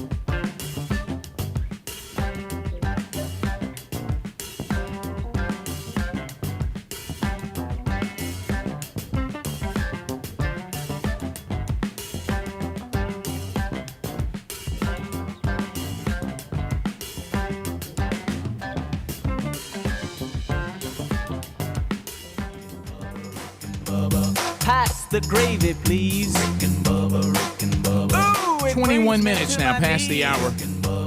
Okay, so this is another pat on the back to you, the Rick and Bubba audience. Incredible. I mean, the things...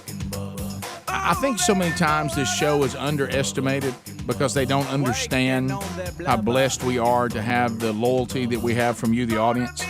And it's like you can tell the first time that someone experiences, they're almost like taken back by it.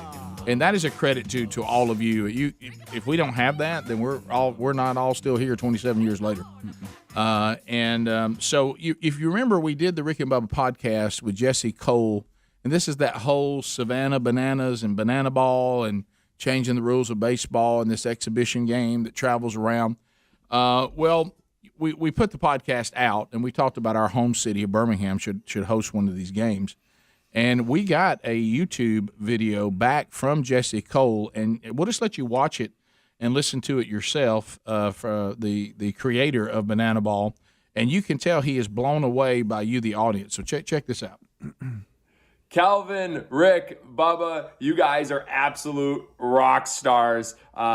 Just want to thank you. It's crazy. Just a couple weeks ago going on your show, and we've heard from so many of your fans and followers, and the support has been awesome. And I can't tell you how much fun I had jamming about Banana Ball and all our craziness with you guys. One of the most fun shows I've ever been on. And because of this crazy buzz and following and listening to what you guys were saying about potentially bringing it to Birmingham, we are now putting it high on the list and would love to connect with people in the city and see if Birmingham is a good option for us to, pack it out, sell out one of the stadiums, whether it's the Hoover or the Rickwood or whatever is best. And so we would love, if there's an introduction, if you guys know who runs the Hoover or the Rickwood, we would love an introduction because we don't know anyone in that city, but we are starting to pick our cities right now and would love to go down that train and see if Birmingham could be a place to bring our crazy show. So more than anything, thank you guys again, and look forward to seeing where it goes from there. Thanks, guys. So we got an email with him. So that's awesome. So he went from, hey, yeah, we'll consider that, but then he felt the hype from all of you out there. Mm-hmm. Yep, he did a great job again. Yeah, again. Yep. You've done it again. People always underestimate this show until they feel the power of all of you and your response to the things that you're interested in and like. So anyway, so I guess we'll start the process of seeing that if Banana Ball comes to the Hoover Met, he'd like to talk to somebody there. Rickwood, the historic field there, he must not be aware of the Barons' new stadium. Regions, that's another option for him. And for those that didn't hear that, when he talks about banana baseball, he's kind of reinvented baseball to take out some of the things that a lot of people don't like and speed it up and make it more fun. And they have a touring game, if you will, between two teams that show you how this could be played, and it's selling out stadiums everywhere, Rick. Do you know, I was watching a game this past weekend, and the batter stepped out of the batter's box, and he took forever repositioning his batting gloves, whatever. I'm like, seeing a banana ball, that's a strike. Yeah, no. He stepped out of the batter's box. Yeah, see, I love that, and they've sped the game up. It will not last more than 2 hours as far as regulation, and they have a tiebreaker if it does, and it ends right there. But they went to Mobile and they sold out Hank Aaron Stadium. So they're looking now to come to Rick and Bubba markets, and they'd love to entertain the idea of Birmingham. So we need to try. I don't even know who runs the Hoover Met, and maybe that would grow into some other markets the show's in. You do? I got it. Yeah, I got it. We're going to see if we can connect some folks. But if you run some of these places mentioned, let us know. But the Hoover Met, I know that person. Very good one. It would, and that would be a great show and something fun to go see. Mm-hmm. But again, the key, I want you to hear it, is that people don't know what they're getting into when they step into this world of the Rick and Bubba audience. Right. Of all the changes, one of my favorites may be if the crowd catches a foul ball, the batter's out. Batter's out. So I mean, everybody is playing. Well, you talking about we've always heard the term the 12th man. Yeah. Well, how about the 10th man here, huh? Well, there's been two instances that I saw this take place in Rick and Bubba history, and there's so many, but two that stand out in my mind because you could tell it was totally unexpected. Well, actually three, because I'm gonna add the barbecue rub guy who thought he'd give away free rub samples to anybody who wanted some.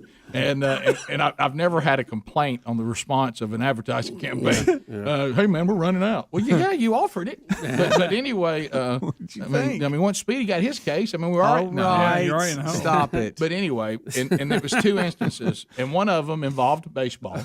It was the Rick and Bubba traveling softball team, and it was the Birmingham Barons.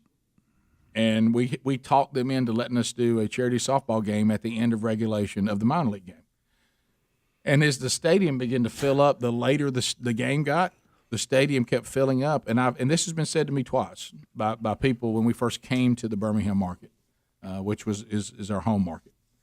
And so that's where the hype started because we had not syndicated out yet. And then there's other examples of it happening in other markets. But I remember this statement: "Who are y'all?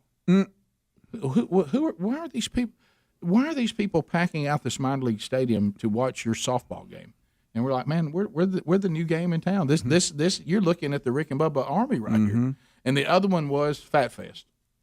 When all of a sudden we used to do this outdoor concert with comedians and bands, and then our band, which makes it even funnier, the world's greatest garage band, was the headliner. And I remember the promoter walking up to the amphitheater, and he picked up the lineup, and he looked at it, and he saw Naked Cowboy, right, 3 on a String, Mickey Dean, Don Juan and Casio, and Rick and Bubba and their band. And he then scanned out to the 8,000 people that were there, and he put it down. He said, "Who are y'all? What is this you're doing here? There shouldn't be anybody at this." And so you have no draw, of any like this. I'm like, these people like the show, and all these people appear on the show. Mm-hmm. So that's what this is. And so you guys have given us some really cool moments, and it looks like you've done another one when it comes to the banana ball. He did his podcast. He's trying to promote his product. Right. And he thought it'd be a good thing to do. Mm-hmm. And now he's like, we got to get to Birmingham. I think we can sell this thing out. Right. So we'll get Speedy to connect him with the various opportunities here, and for sure, they'll pick the one that gives him the best deal, I guess. Yeah, that'd be great. I'd love to see a game. And all I of think this it'd be a lot of fun. This is why Rick and Bubba, you never know. All of this started with a phone call from a listener. Yeah, saying, "Have y'all heard about Banana Ball?" Yeah. And now here we are. And then you have your friends, like I just had a minute ago. It's one of my new friends ended up in a story today, and they always say, he goes, "Phone really active today." Thank you, though. I'm talking to people I haven't talked to in years. Rick, please. I tell this story a lot. The next time that y'all go out, you get given a little brief speech. Tell everybody to please dress moderately and turn it down. You don't want to be a stumbling block. Yeah, if you missed that story earlier, apparently there was a woman that misunderstood the whole man church concept. But her line of thinking really, Rick, I applaud her line of thinking. That was dead on. Crude about it. It made sense. If you're going to fish, go where the fish are. Well, that's true. It's right there in the name. You can't catch one in a mud hole. No. Speaking of fish, how your fish? We need a fish update. Well, there's still more fish updates. And Rick, we've got a scientific breakthrough this here is that big. could be a game changer. Because it's happened to all of us. Yep. So we'll tell you how to break one of life's most annoying habits right after this. Rick and Bubba, Rick and Bubba.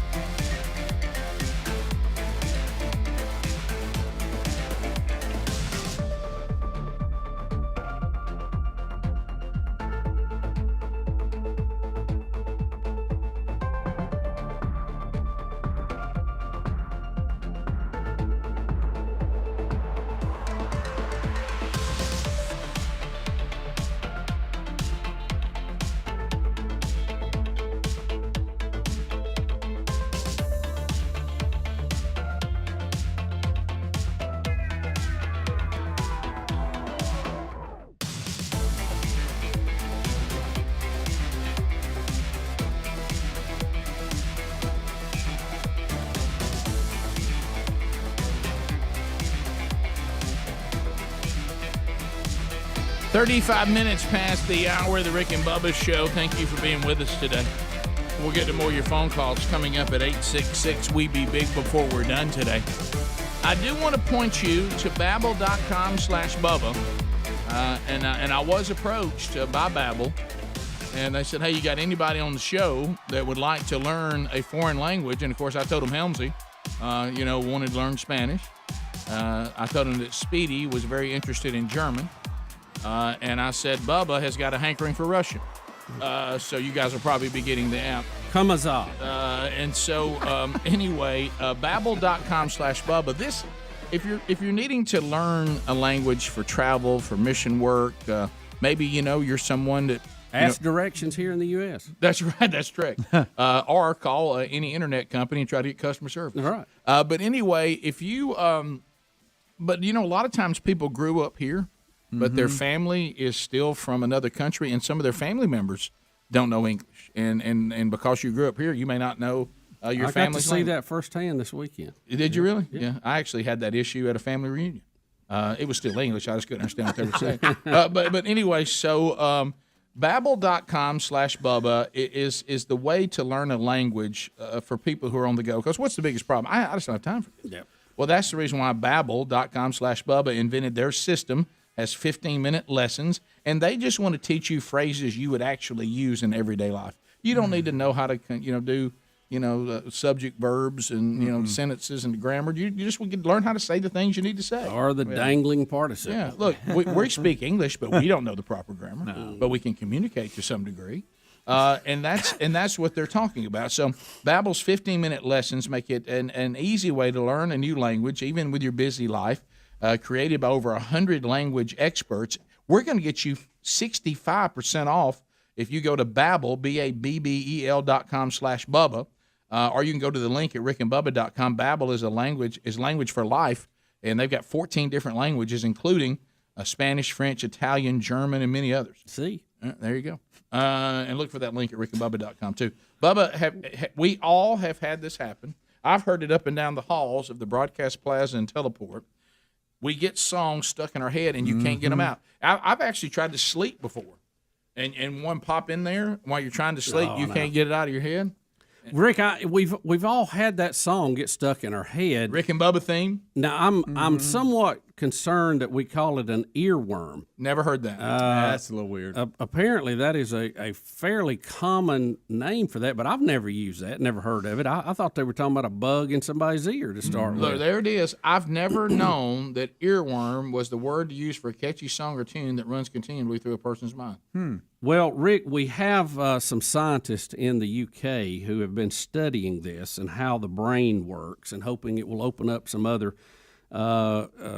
clarity to how the human brain actually processes information. And they've made quite a discovery with this. The next time that you get a earworm or a song stuck in your head, you know the easiest way to get rid of it?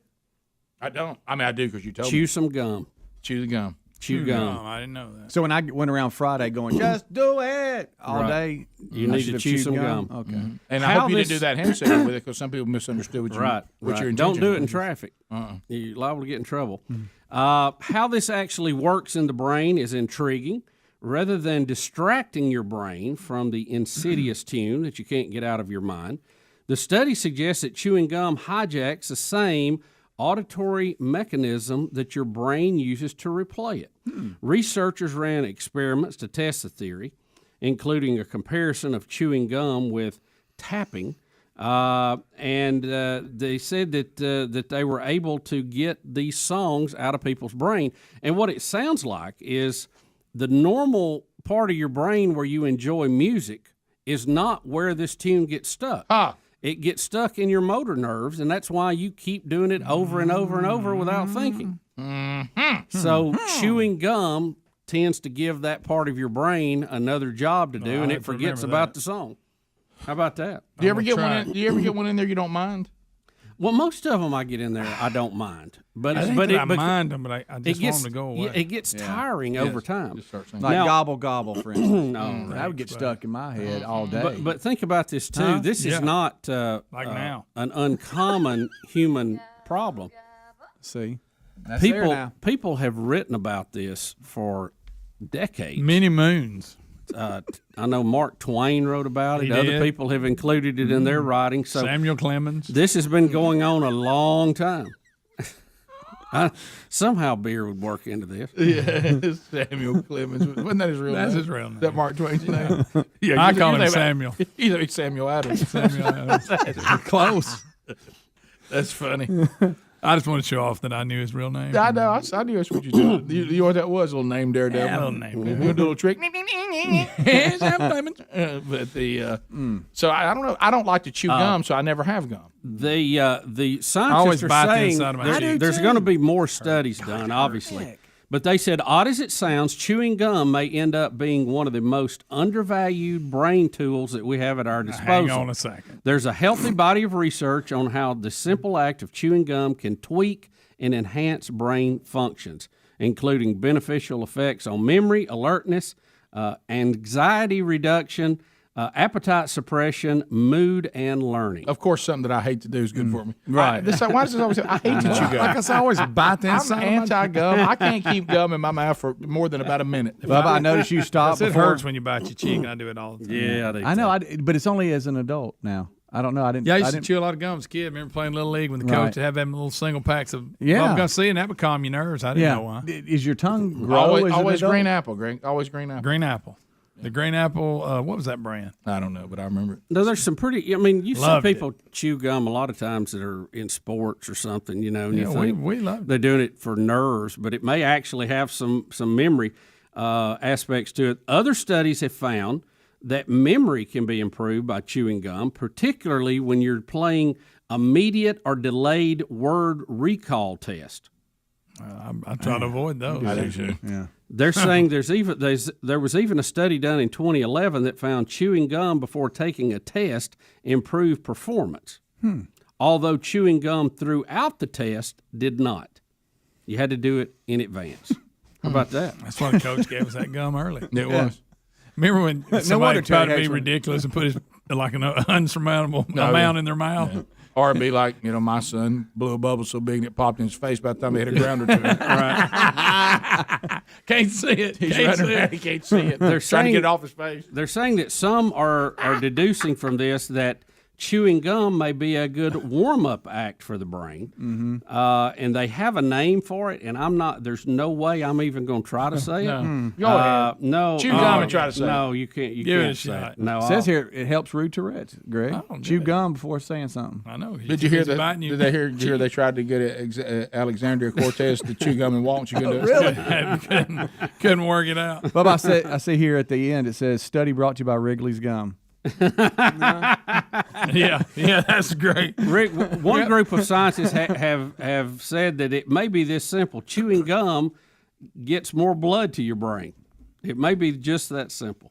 Who'd have thunk it? Do you carry gum around? No, I did when I was younger. Like I said, I bite the inside. Well, that's because you might be. What kind did you carry with you, Greg? Bubblicious. The old pink. That's good. But I mean, it's a stick. It's a Bubble stick. Yum was pretty good too. That's a bubble gum. And then the typical that they used to give you when you were a kid, that little twisty. Stick. What about the stick gum? Would you? I didn't like that. Did you like the baseball cards? No. Just like a regular pack. like juicy fruit. Yeah, I love juicy. That was Big by Red. far- What about Big Red? Oh, Big Red. Juicy fruit by far my favorite. Oh, juicy fruit was right on top. Yeah. But then the kind all that that the coach gave you. bubblicious stuff is good. Yeah. What was the hard kind? You that was had twisted pink and you had sour apple. Yeah. Sour apple. Okay. They sold it at the How about ball I love game gum in a more big, than I thought I did. in Now a big that we're tub. talking about Remember, it. you go to the concession stand, they'd reach in that tub. I've always hated gum. Rick. What's the kind? I'll go breath mint now instead of gum. Me too. I hate the kind that get hard after a long time after chewing it.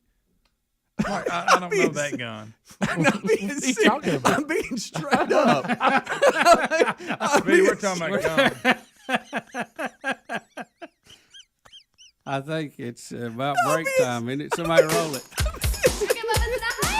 I'm being serious. Double bubble. That's what it was. We just said double bubble. Just threw it out there. Double bubble. Reach up there and mark the segment on that. I'm talking about the gum. You might as well just spit it out because it gets. Yeah, I'm good. I've never had that gum, Speedy. That must be a Mississippi thing. I've never had. I don't know what you're talking You about. always go back to Mississippi. I'm just saying. Rick and Bubba, Rick and Bubba.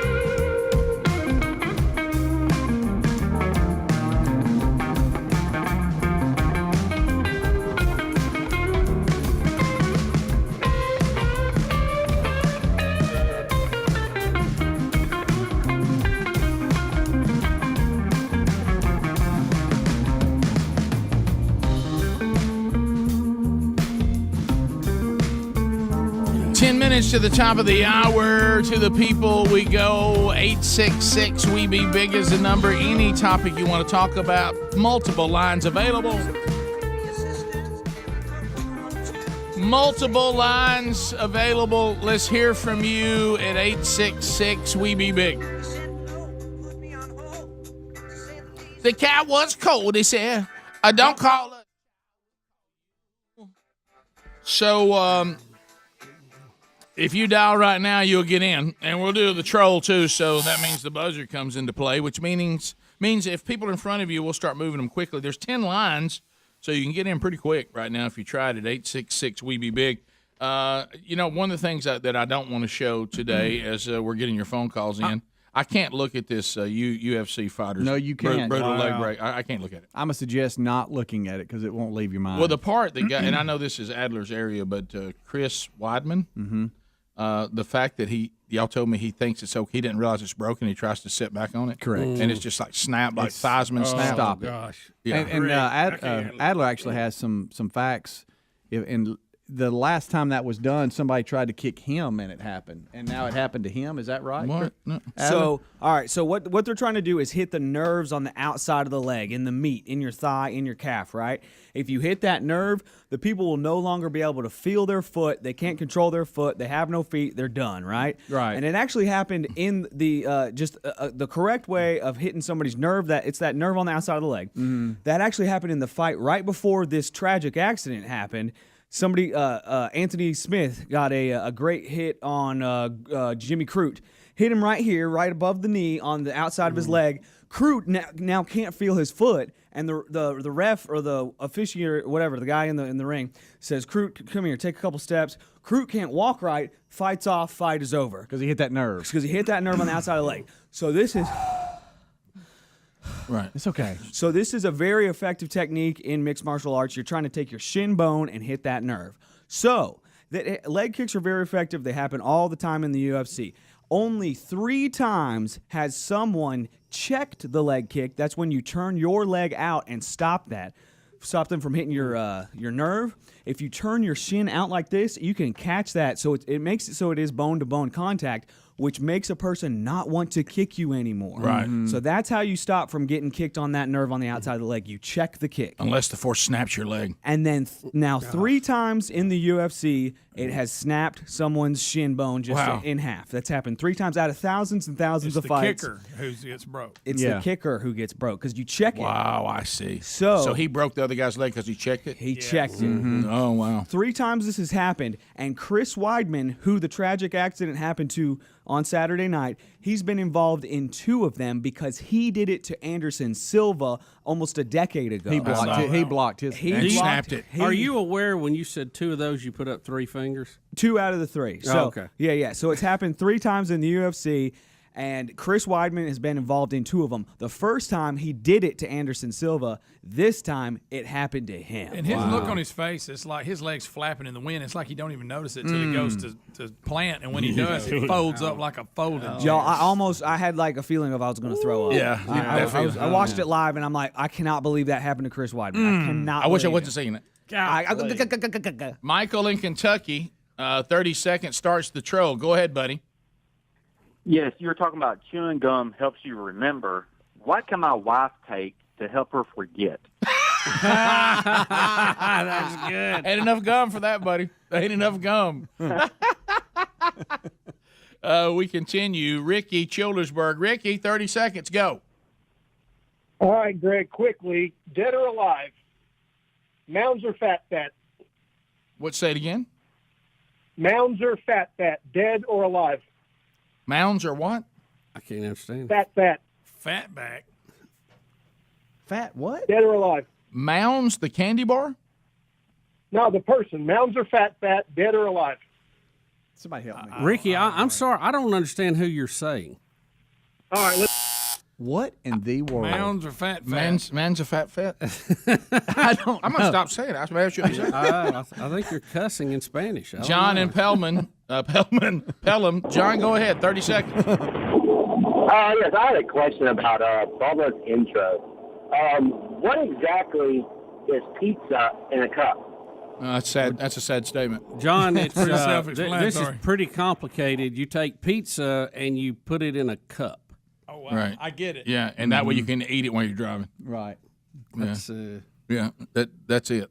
And it actually came from an old Steve Martin bit a long time ago. If y'all want to have fun right now, Yeah. Oh, you yeah. know what I'm thinking. I know. Okay, Don't. But you know what I'm thinking. Yes, exactly. Okay. I know. But would that not be funny? You mean place a call? Uh-huh. Yeah. Oh, yeah. But it'd be Hey, wrong. she's back. It'd be No. wrong. Oh, Rick. I got you. Look, we're all on the same. Right. No, I can't look. No, we're just. Wish I wasn't here. David in that's South funny. Carolina. David, 30 seconds. Go. But the handcuffing You would guys, be great. y'all gonna get a kick out of this. I get the show off YouTube. Yes. So I click on the link to open the show this morning. Who shows up but AOC in an ad for her accomplishments, if you will? On this show, on our YouTube feed? Yeah, I was clicking on y'all's YouTube Oh, feed, that's and there's usually an ad that pops up before it actually loads the feed, and it was her. Well, even she knows where to buy ads. I know, right? Look, her money spends like everybody else's. That's right. Let's go to J-Rock. J-Rock, welcome to the Rick and Bubba Show. 30 seconds. Go ahead. Hey, what's up, y'all? Y'all was having a discussion last week about cheese and special cheese. I wanted to follow up. I'm in Louisville. We can ready to have the Derby, and we got that from under cheese. And what makes it special is where it's grown. From under? From under these nuts. Holla.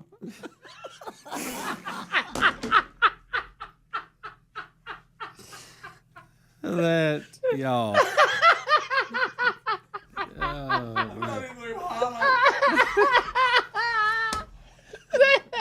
Oh no. I can only protect a few of you. Yeah. YouTube not protected. Everybody else protected. Nah, sorry about that. Sorry about it, YouTube. Did you get it? Yeah, Greg, we got it. But I mean, YouTube still gets it, right? It don't work on YouTube. No. And unfortunately, anyone It's standing live. outside. He threw a That's great. Ricky threw a holla. I don't like to promote that kind of behavior, but that's pretty No, funny. he snuck it right in there. Oh, Holla. Kevin in Arkansas. Now, what kind of one? Kevin, 30 seconds. Go ahead. Onions. Hey, guys, I just want to give you an intern update on old man Shanahan. Uh-oh. Oh, boy. What's he doing? He is the campus pastor of Life. What happened? Y'all remember Burgess. Shanahan? He'd had to take a nap. It dropped out. Rick, old I man thought he was Shanahan is best known for we did the bit when Chris stunk that day, and he thought it was him. He said, I thought it was me because, I forget to put deodorant on. Yeah, he said he's a youth pastor somewhere. Is that what he I said? think That's what he said. And he's still bumping. Youth pastor. And he still thinks he stinks. He still stinks. But he thought it was him. He thought was it was him. famous for taking naps in the Yeah, he was. Yeah, he was. No, Boy, nothing let me wrong tell with you. that. Randy in Huntsville, 100.3 The River. Randy. Burgess, how are y'all? Good. Great. Hey, you can also hear that on While Waiting. That's a messed up call to have to follow. That about spit my drink. Sorry about that. Hey, when you get the banana ball guy, hey, Huntsville, the new Trash Panda Stadium, we'll take that any day. Now, look, so there y'all go again. Huntsville, don't y'all have enough? I mean, can we not have it in Birmingham first where y'all steal that too? Y'all stealing everything. Well, I think you'll see. I think you could see a great partnership between the two. I think you'll see Banana Ball and a lot of Rick and Bubba. Yeah, series. that's right. I think you're absolutely right on that. All right, top of the hour. That's good. If you leave us, have a big day. I've never heard of that kind of cheese. He said it so clear too. That's what was the best. He didn't rush it at all. Holla. So many cell phones, you can't understand a word they're saying. That one clears the bell. Oh, yeah. Sadly, these have all rubbed out, and I can't see what they say anymore. Rick and Bubba.